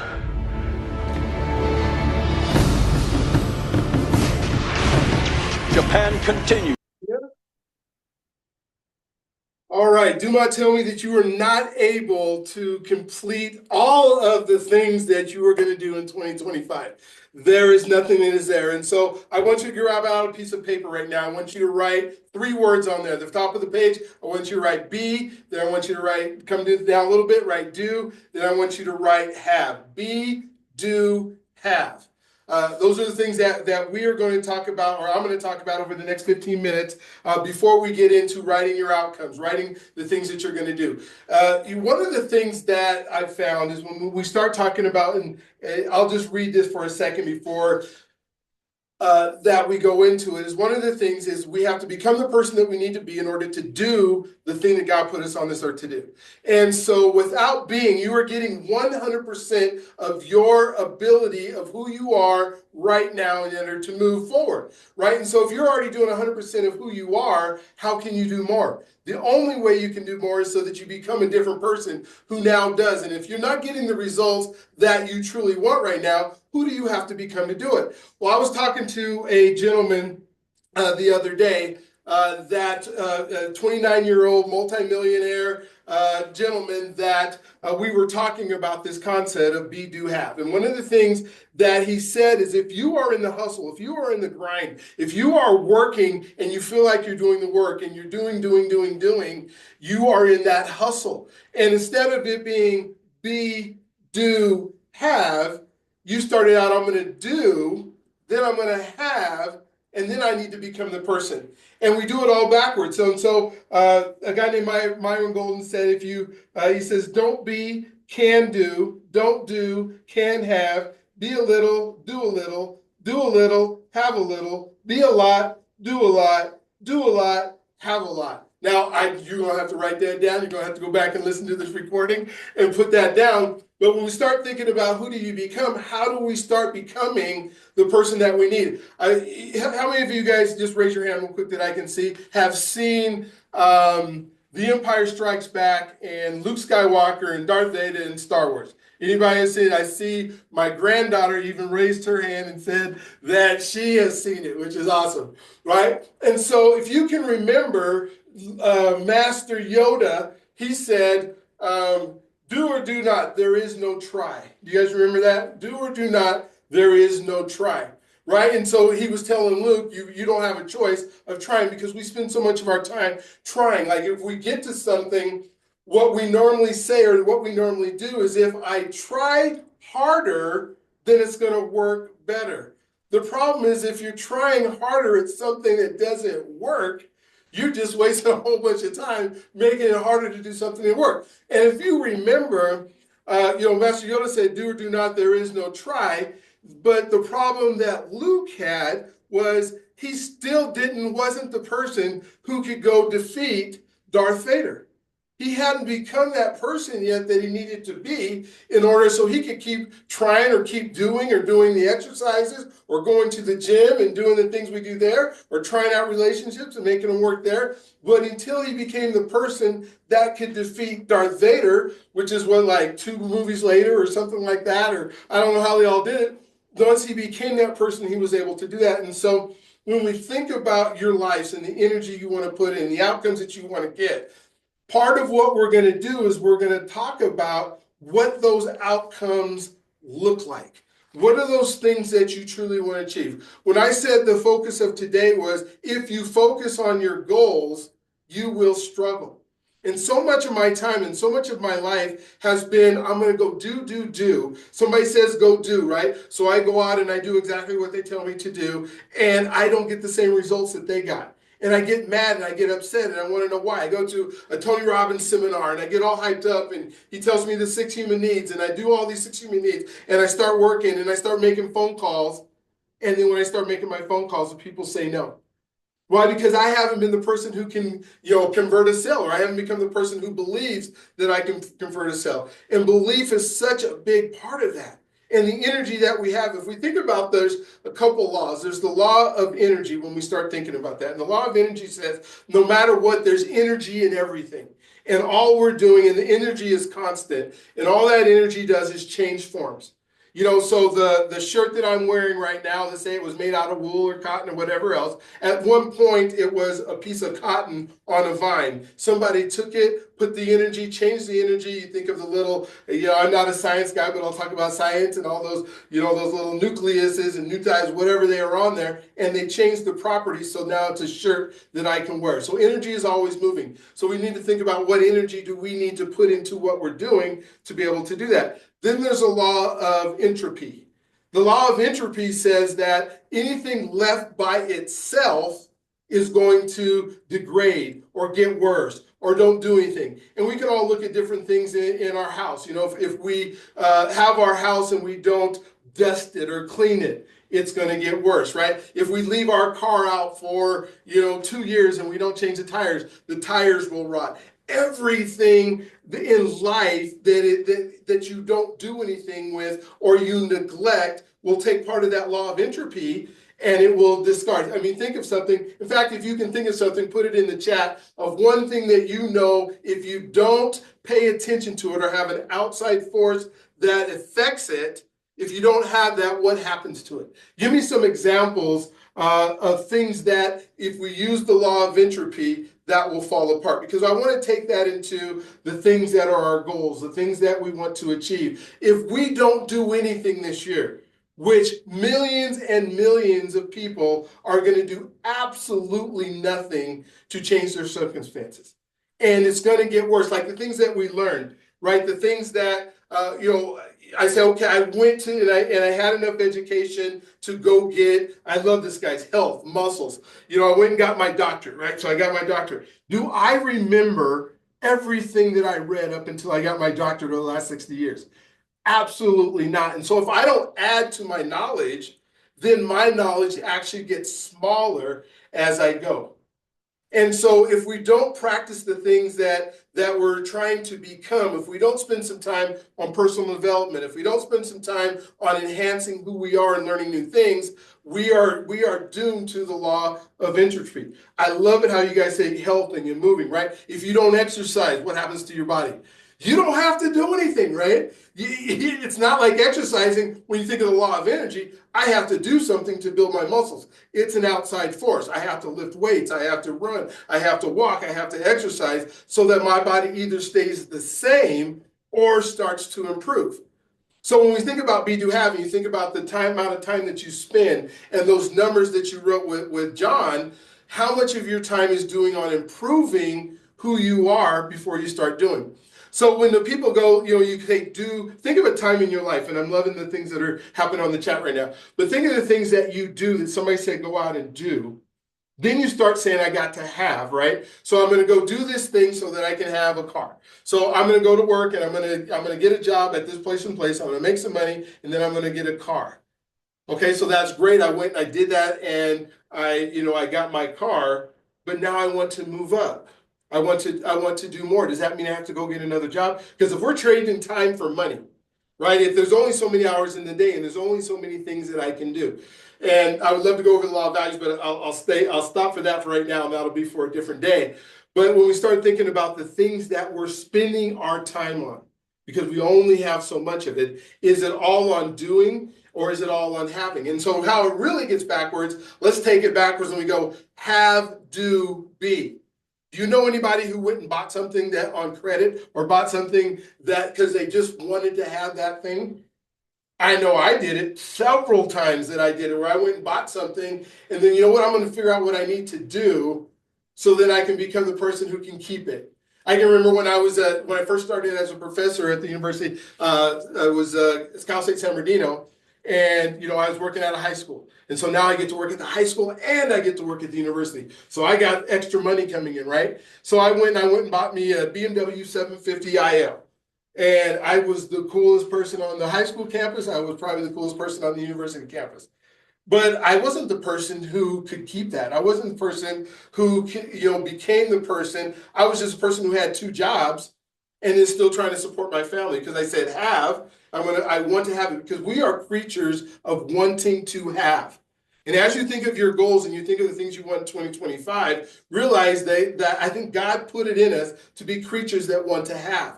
But the problem with our community and our society and the people that we are right now is we want to have things before we're ready to. Because we want to short circuit those different things. We want to have relationships that, these are the best relationships in the world. We want to have our health, our body, where, I'm the hero, right? My body looks like a superhero. I've been it, but I don't want to work out and I don't want to eat the things that are going to do it. I want to eat whatever I want. I don't want to work out, but I want to have this body, right? And so we try to get all these haves before we start becoming the person that we're going to do. And so now as we're going to move forward, I put some links in the chat. I think I can put them back in there again. And we're going to start this process of having. So I want you to open up, and there's a couple ways to do it. There's a form that you can fill out. It says personal development. It will allow you to open it up and you can go ahead and fill it out. There's another one at the bottom of those 5. There's a Google Doc that you can open up, and that Google Doc will allow you to see all 5 of them, and you can print it and write it later if you'd like to. So I'm going to open these up so I have them.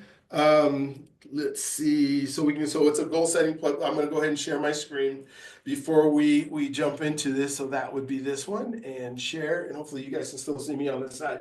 So when we think about our why, or we think about outcomes instead of our goals. So a lot of people say, well, I have a goal this year to make, let's talk about personal development. I have a goal this year that I'm going to watch a video a day every single day. Okay, that's a goal that you can control. If you say to yourself, I just have a goal that the things that I do in personal development are going to make me a whole bunch of money. So my goal is to, read 15 books. I can control reading 15 books, but what's the outcome that it truly wants me to have? If the outcome is your desirable outcome is truly what you want to do. Renee and I were talking. My wife is named Renee, and she has an embroidery business, and her embroidery business has been growing every single year by leaps and bounds. And so as a result of that, with it growing leaps and bounds, she says, next year I want to double. And so my first question is, why? What is doubling? Is that doubling in revenue? Okay, so I want to double in revenue next year. Why? What's it going to allow me to do? What's it going to allow me to offer or become? And so when she said that, I said, okay, so we found out why. Because I want to maybe hire another employee at the end of the year. Or I want to be able to take some of that income and give it to my grandkids. Or I want some extra time so that I can be able to make the things that I really enjoy instead of just putting logos on the top of things. So when we started breaking it down, the goal was, I want to double. But the outcome is, I want to have it so that I can do these things. That's the desirable outcome. Now we can start breaking down those activities that need to be done to double, if that is in case what we need to do. So first thing I want you to do is I'm going to give you a few minutes to do these on personal development. So I want you to come up with an outcome that you want for personal development. So it's a brief explanation of your motivation and purpose and focusing on this category. Why is personal development important to you? We're going to circle back to personal development a little bit, but what are 3 desired outcomes that you would love to have with your personal development? And go ahead and you can either fill them out on the Google form that's there and then type it in. It'll be all typed up for you. And when we get done and submit it, it's going to show up in your email. Or you can, just write it down on a piece of paper as we're going through. So the first thing is why. And your why is, I want it to be more of an outcome than a specific goal. Because if we have specific goals, they're probably not broad enough, and they're probably not activity driven, because when we finish today, it's all going to be about activities and things that you can control and you can do. Let's say, so I'm doing podcasts now and I want to have 100,000 subscribers to my channel. I can't control any of that. I can't control how many people come, but I can control the activity I do. Keep doing podcasts, keep doing it, but I still have to come to why. Why would I want 100,000 subscribers? So here's what I'd love for you to do. If you have an opportunity right now, can you put in the chat for me, maybe one of those outcomes so we can kind of just look at what you're doing. So you're writing those down, you're putting them in, but what is one outcome that you would love to have as a result of your personal development that you're going to do? Why should I work on myself if it's not going to do anything for me, right? I want to have better relationships. I want to have, my personal development, and I want to change what my body looks like. And so I'm going to develop my body. Hey, because this year I want to stay alive. I don't want to die. What are those things? And we'll talk about health and wellness. But when I think about personal development, be, do, have, put this in the B category. Who do I need to become? So in those 3 desired outcomes, and I'm going to give you a couple minutes to do some of these things, activities needed to achieve outcomes, list up to 5 key activities now that you need to do to work on personal development.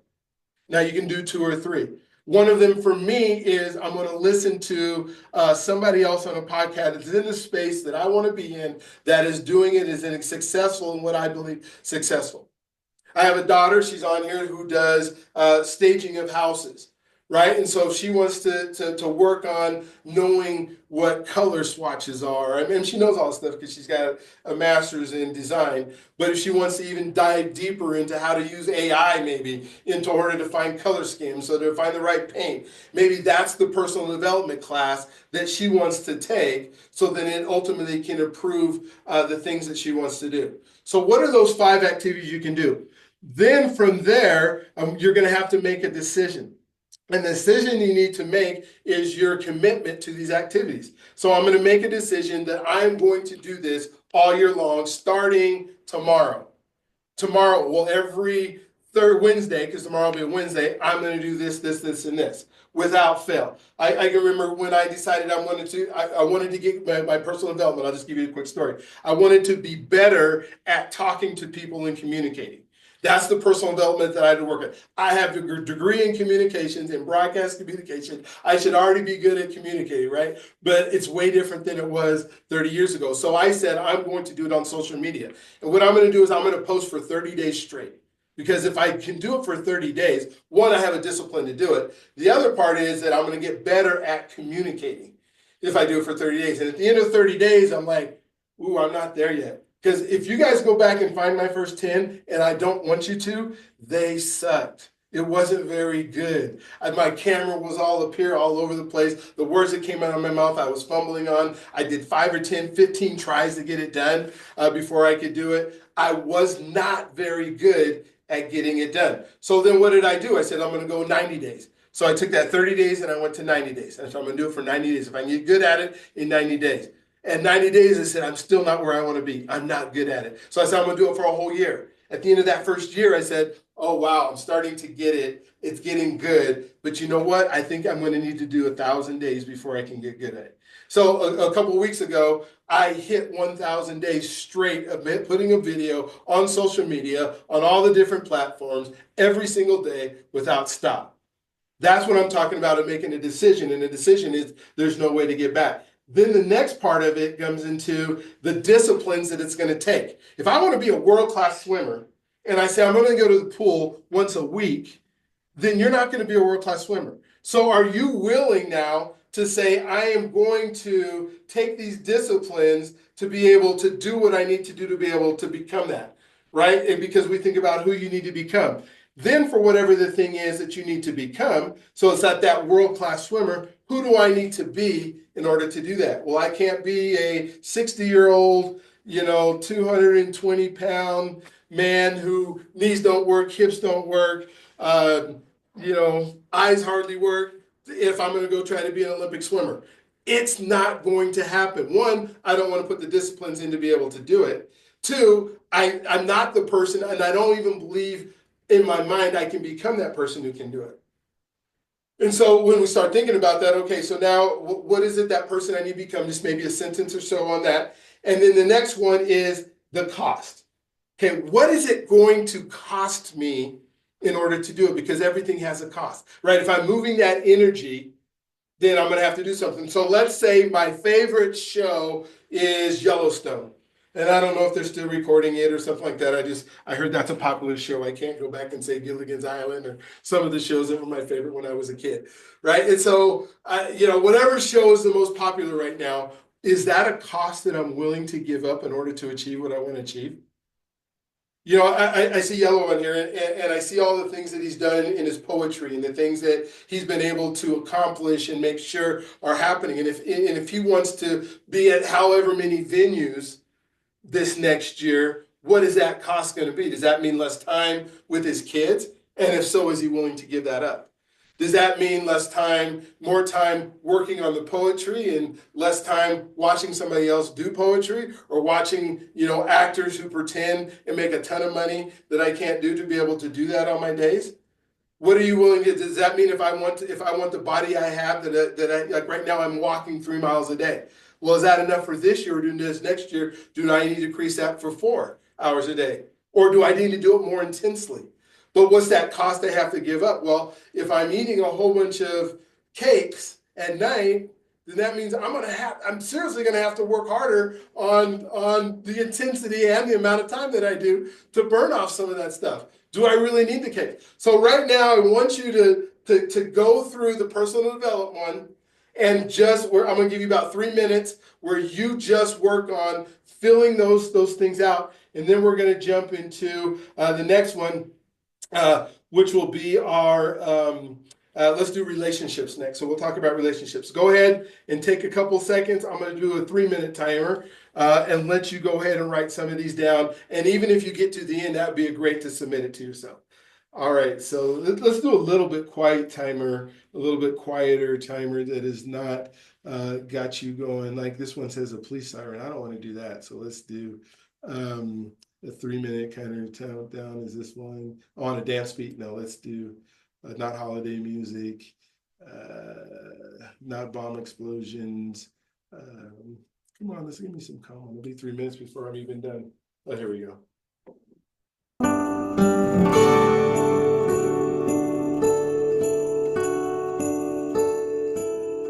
Finish if you can put one in the chat. So I see Kevin talked about discipline, to be able to get that level of the disciplines that we need. This is all part of the book, all the decision formulas. It talks about exactly how to do it.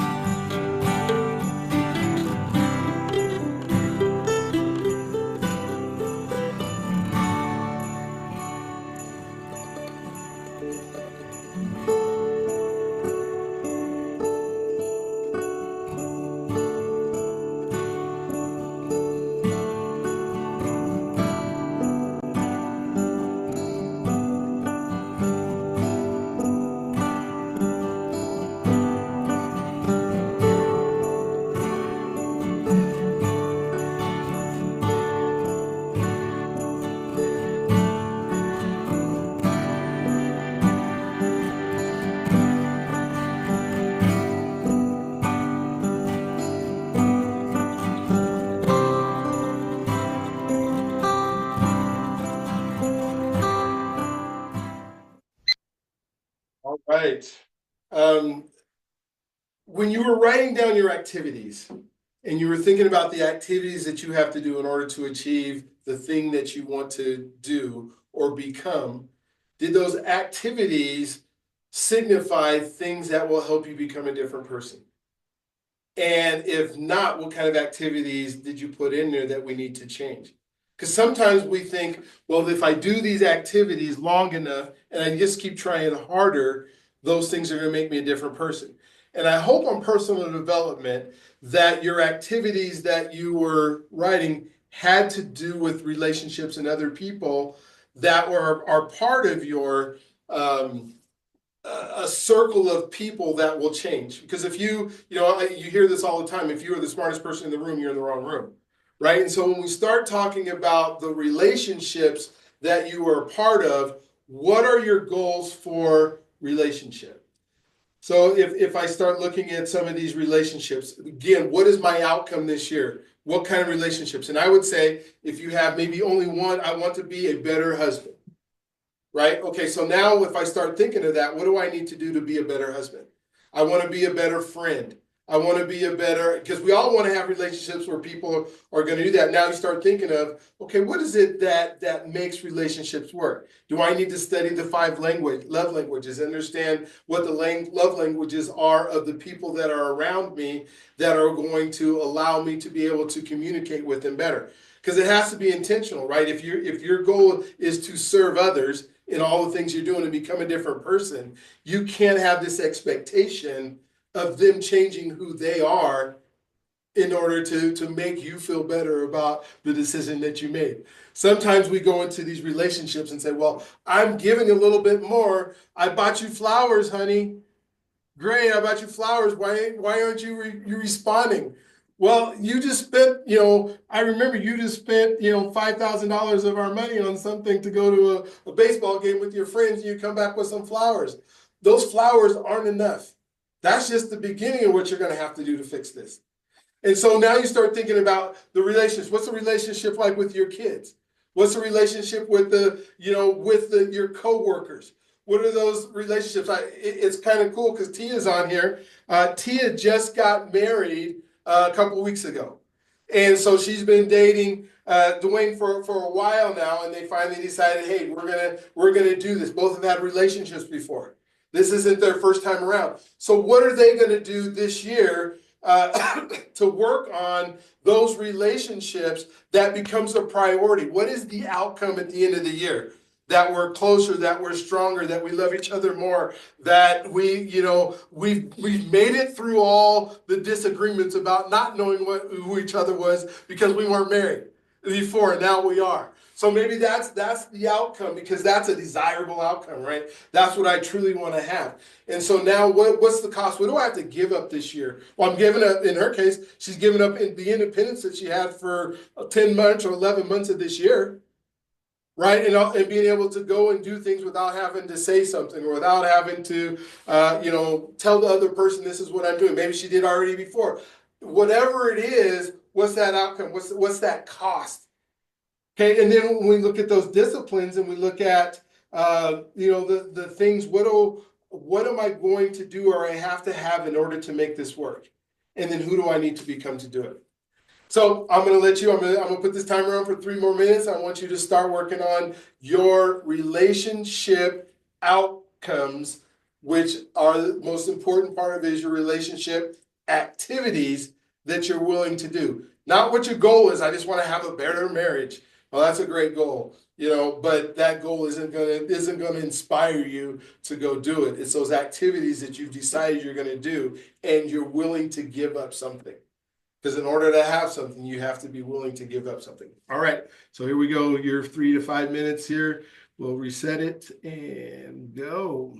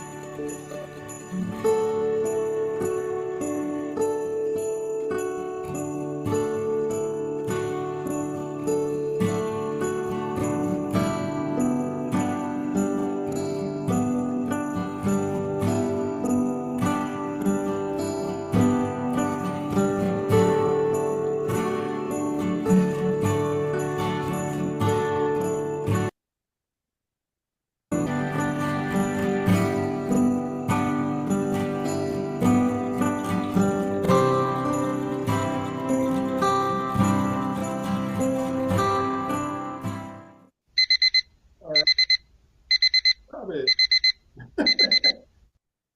All right, good. So I know this isn't enough time, and I'm hoping that you will take this and you will think about it some more. You know, as I think, did anybody have any goals on there that on here that were relationship with being in new relationships with people that you admire and spending more time with those and trying to lean on them and move from them and, you know, people who are examples of where you want to be? And I hope it is. I see Dr. Crawford on here, and Dr. Crawford is one of my favorite people in life. I haven't even known him over a year, but it's a person that I know in my goals that I want to be around because I see the character of how he treats his wife. You know, I see the character of how he treats the other people in his life. I see one of the people that he's been able to mentor that has changed their entire life around as a result of it. Okay, my bad.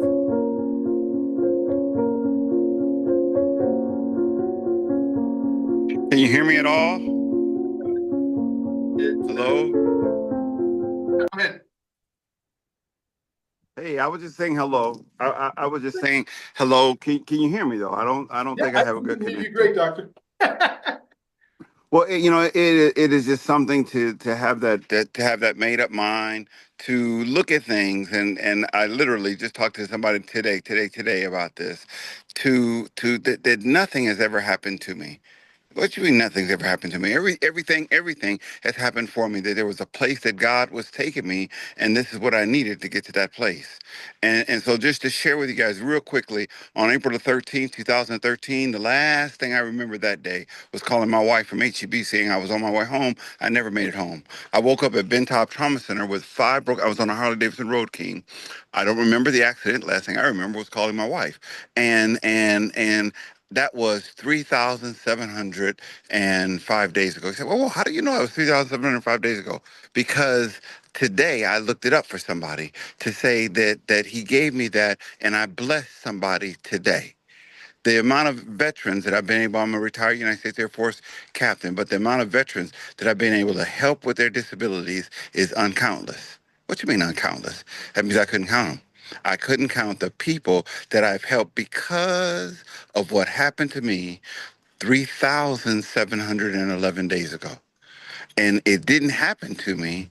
It happened for me that there was a place that God was taking me, and this is what I needed to get there. So therefore, I will gladly go. So you have a blessed and a fantastic 2025 as you look at where you want to go, what you want to do. That His grace and mercy is always going to be sufficient. So when we look at situations that don't go the way we wanted them to go, it don't go my way, it don't go my way. How can it be sufficient? And to say yes, yes, yes, right there, right there, right there, His grace and mercy is sufficient. Right there, He will use that for your good. In Jesus' name, you guys have a blessed, fantastic 25.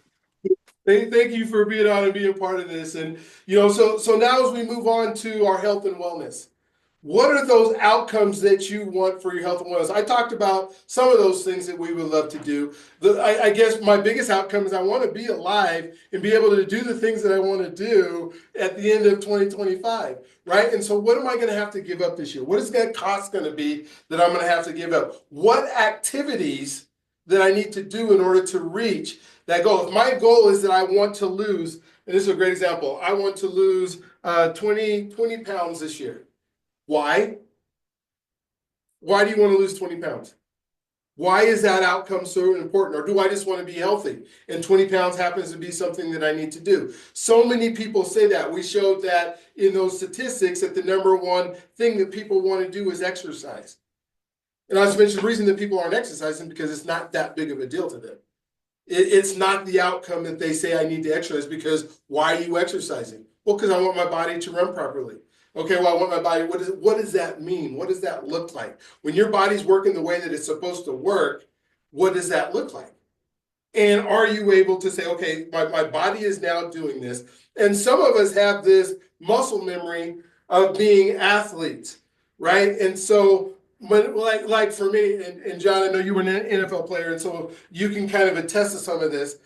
When I go out to track practice as a track coach at 59 years old, soon to be in my 60th year of life, and I go try to run over a hurdle, my body's saying no. It's saying not now, not tomorrow, not ever. In fact, I tried it like 2 years ago because I want to demonstrate, right? Because my mind says it remembers exactly how to get over a hurdle. My body don't have that muscle memory. And I fell down flat on my face, and all them kids at the high school just laughed at me all day long. Now I would ask myself, if my outcome is to get over a hurdle, why? I don't know if you can hear, but in the background, my wife is laughing so hard about me trying to get over a hurdle.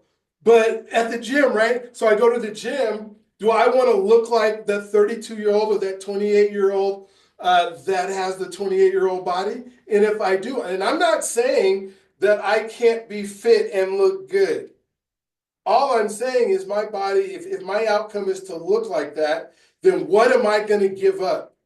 Everything. I'm going to have to spend 5, 6, 7 hours at the gym every day. I'm going to have to eat nothing at all. Eat some of the rice, whatever, those things that people eat that crunches, but it has no taste and it just fills up your gut, right? So as you're putting together these goals, I see you laughing, Kenneth, because you know them rice things are nasty, right? And most of us aren't willing, because last Sunday when I was driving by Kentucky Fried Chicken, and remember how good that was, it was looking really good.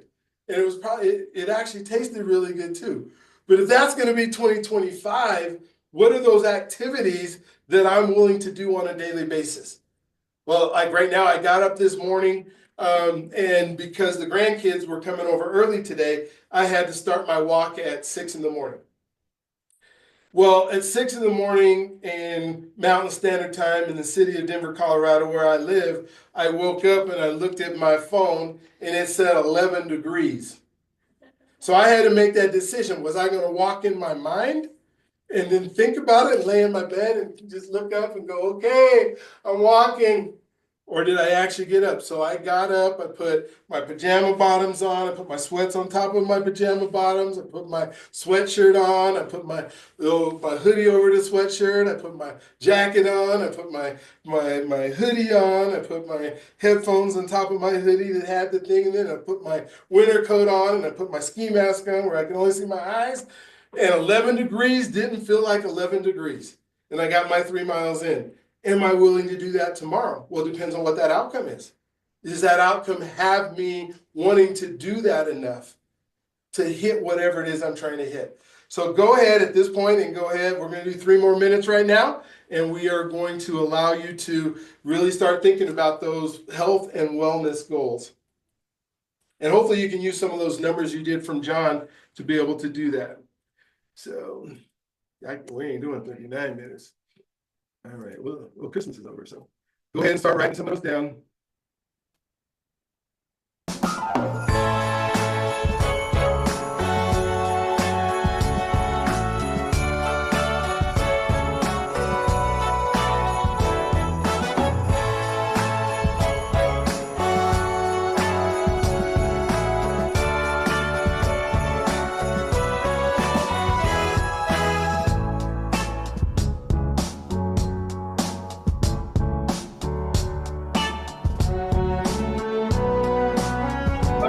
Conversation us to helps weight loss. It helps with me weight loss because it's all I had to eat.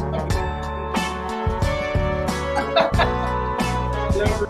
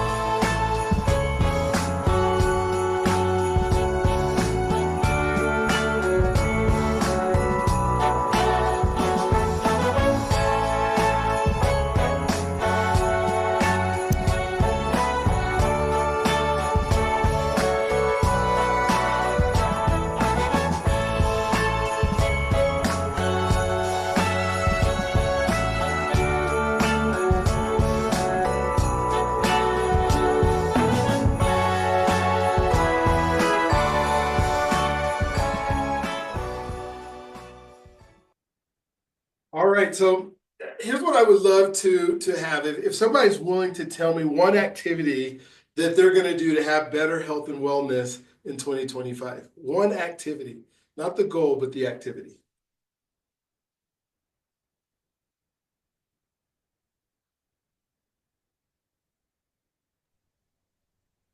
Walking, Zumba, and then Zumba 3 days a week.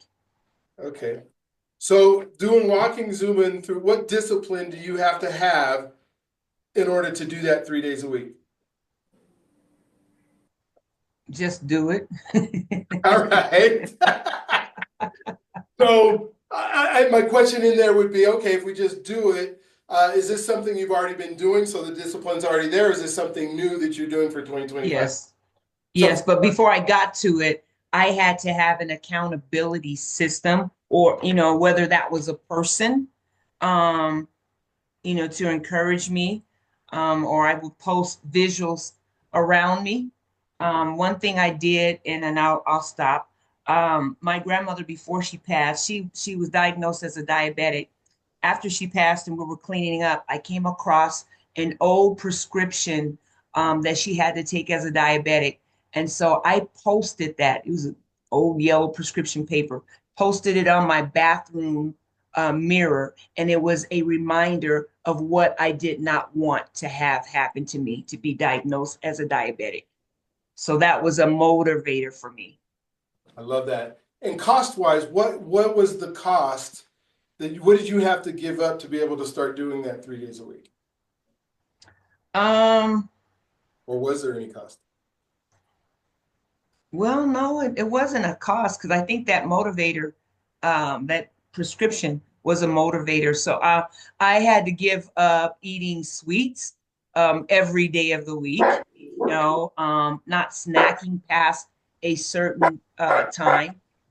So, just gave up some of those things. Yeah, no, I love it. That is perfect, because you say, hey, because I'm going to give up sweets, I'm going to be able to have the ability to do it, right? Because if you were eating sweets every single day, all day long, it would really be hard to do the Zumba class.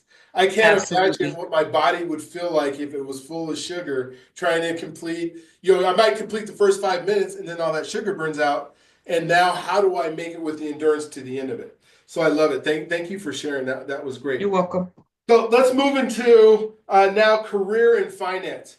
And what money goals do you want to have this year? And I think this is where people really get stuck, is on some of these money goals that they say, well, I want to have $1 million. I want to be a millionaire, this year. And we think about time and money, right? And I just want to be a millionaire. That's my outcome. That's what I want to do. Well, there's a couple ways to do it, right? You can make $25,000 a year for the next 40, and you'll earn $1 million, but it just takes 40 years to do it. So how do I collapse that time frame?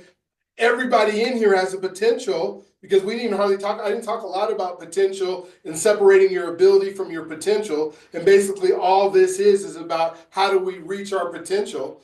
And so if you want to do that in the next 3 years, there's not a person on this call who can't be a millionaire. But now really we have to start thinking about, okay, so if my outcome is to do that, who do I need to become in order to be able to make that? And how many millionaires am I going to hang around to kind of find out what that is? If I'm doing something and I'm saying, I said that to myself 3 years ago and it hasn't happened, did I just try harder? Because if you didn't just try harder, you're going to try harder this year and it's not going to work. So what are you going to do now this year that's different than last year, that is going to put you closer to becoming the person? And now after you start becoming the person, here's what's so crazy about this. If you become the person, the do takes care of itself. Because if you become that person, you can't help but do the thing that you said you're going to do. I'm the person who can tie his shoe.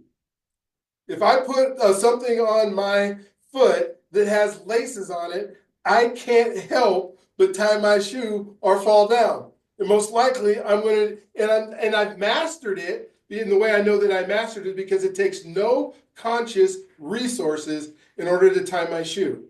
And you talk to somebody who's a multi-millionaire, he'll say, in my business, it takes no conscious resources to stay at the money level that I'm at. So let's start trying to become. All right, we'll go 3 more minutes, and then we'll do 1 more, and then we're going to be, oh my gosh, time is flying. But you guys are doing so good. So here is another 3 minutes to talk about.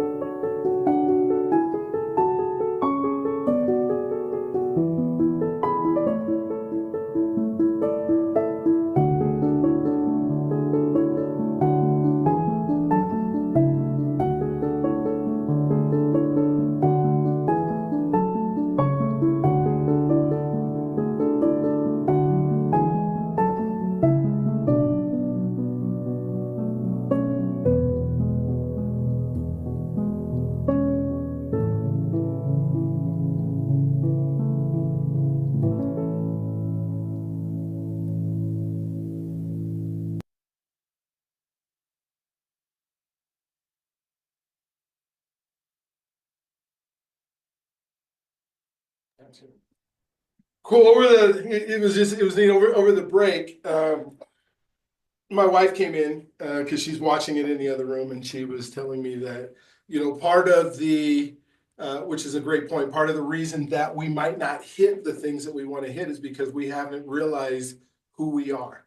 We always think we're the best, right? We think we're, hey, I'm the best cook in the person, or I'm the best this, or I'm the best that. If you challenge me on that. And sometimes we have an unrealistic version of who we are. So how do we become something else if we think we've already made it? We think we've already there. Well, your results show what those are. So there might be some traits. And what I love when she was talking about personal development, she said, well, I tend to be a procrastinator. Anybody like that? I wrote a book about it. And so I think we all know what that is. But until we become the person who doesn't do it, she gave me the example, like, yeah, you did 1,000 days straight of posting a video online so that you could get better at communicating. Or, she said, well, maybe I'm not the person who could do 1,000 videos because I'm not that person yet. And then so my I guess response back to that would be, can you do 3 days? Can you do 4 days? If you believe the outcome is going to get you where you want to be. If you don't believe the outcome is going to get you where to believe, belief is everything, then you're not going to do it because it isn't congruent with who you are, right? The most powerful force in the universe is being congruent with the identity that you hold for yourself. And the identity that you have is getting exactly what it's supposed to get out of it right now. And so as you're writing this, I want you to keep that be, do, have in your mind. Because every activity you do is moving you closer to becoming the person that gets to do the thing that you want to accomplish.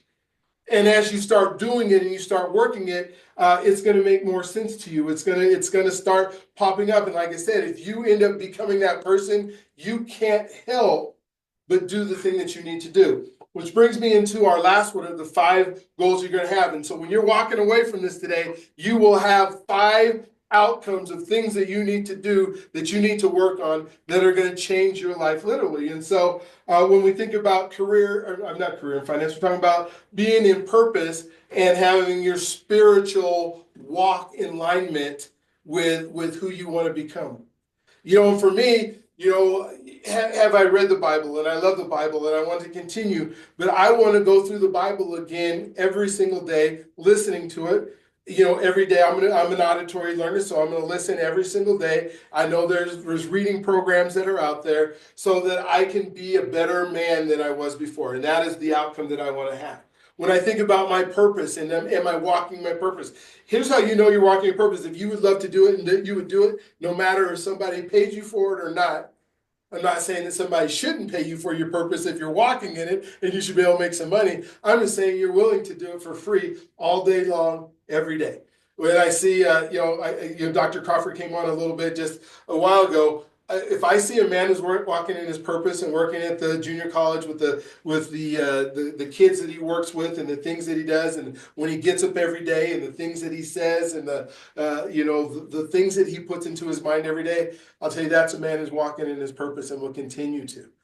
But how are you doing that? If you're setting these goals and you're putting together, the purpose of who you are and why you're here, what exactly are you doing in your spiritual walk, in your purposeful walk? Are you finding it? And if you're stuck outside of it, then your outcome and your goal needs to be, how this year am I going to get into that?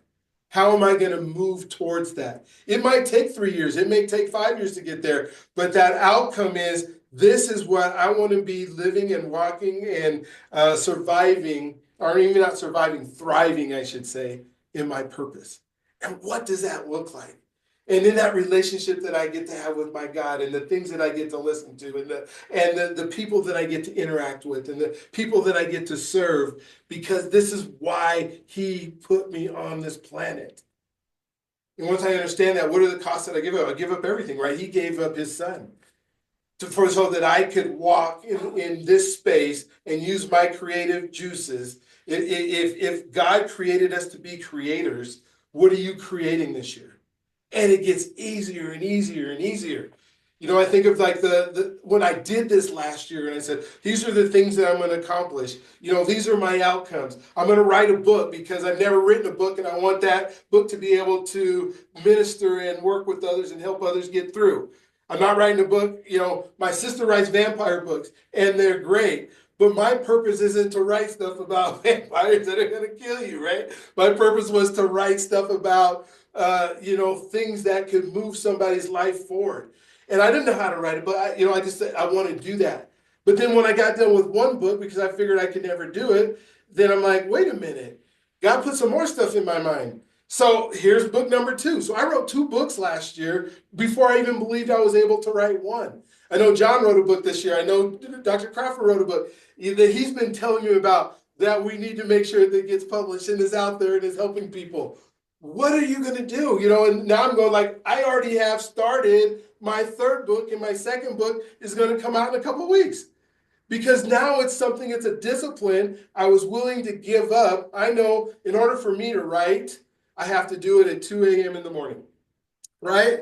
And so because that's when it's quiet time, that's when this stupid device that's here doesn't ever ring at 2 o'clock in the morning, unless it's an emergency. So I can go from 2 to 4 every single day if I wanted to and not do. But that was something I had to give up, right? Some sleep. All right, so we'll go 3 more minutes. I'll recap and I'll get you out of here. I promise. You guys have been phenomenal. So I want you to really start thinking about your purpose right now and that spiritual side of what you need to do this year to get closer to him so that he can pour into you in order to serve others.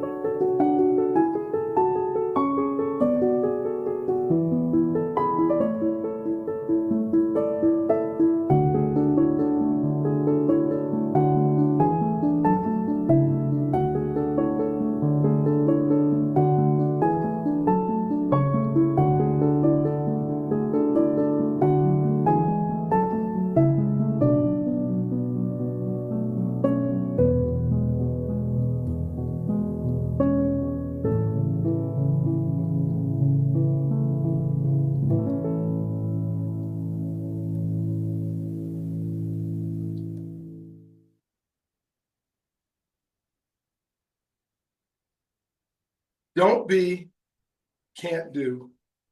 Don't do, can't have. Be a little, do a little.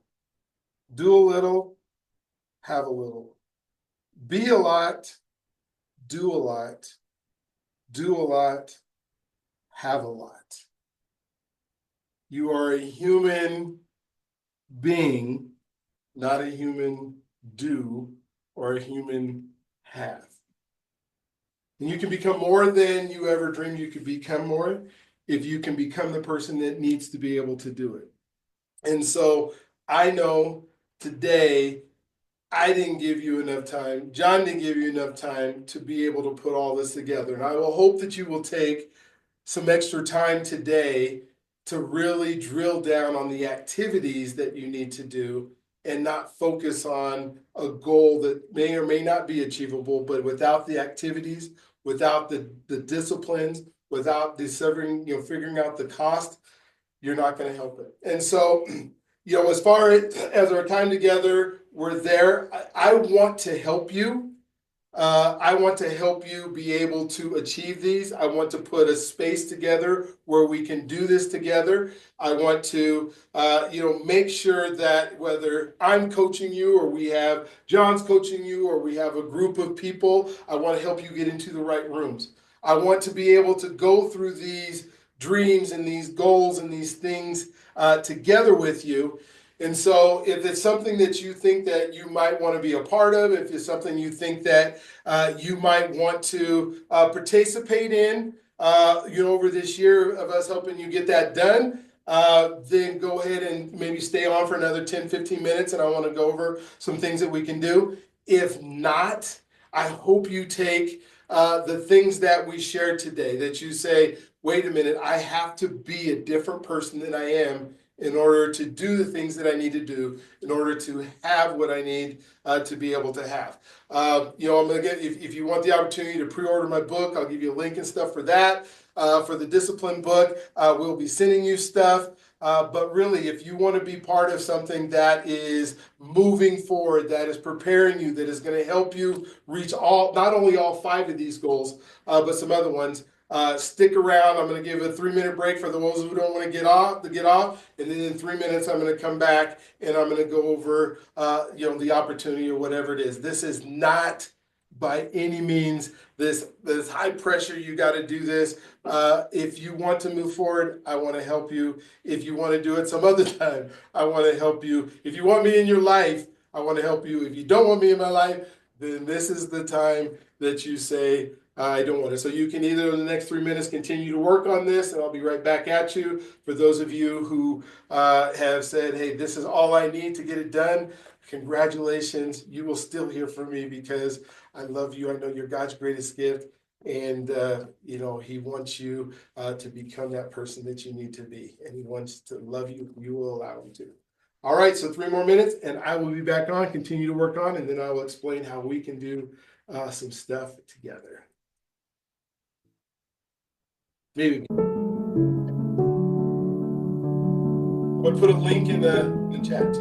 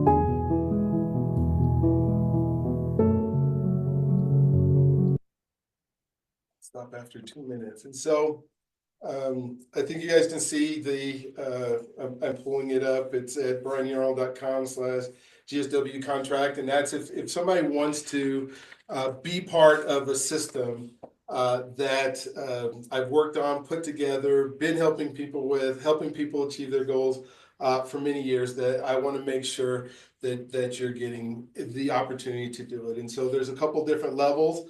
Again, there's absolutely zero pressure on this, but I would love for you to be part of some of the stuff that we're doing. When I think of your goals and I think of achieving them, one of the keys is accountability.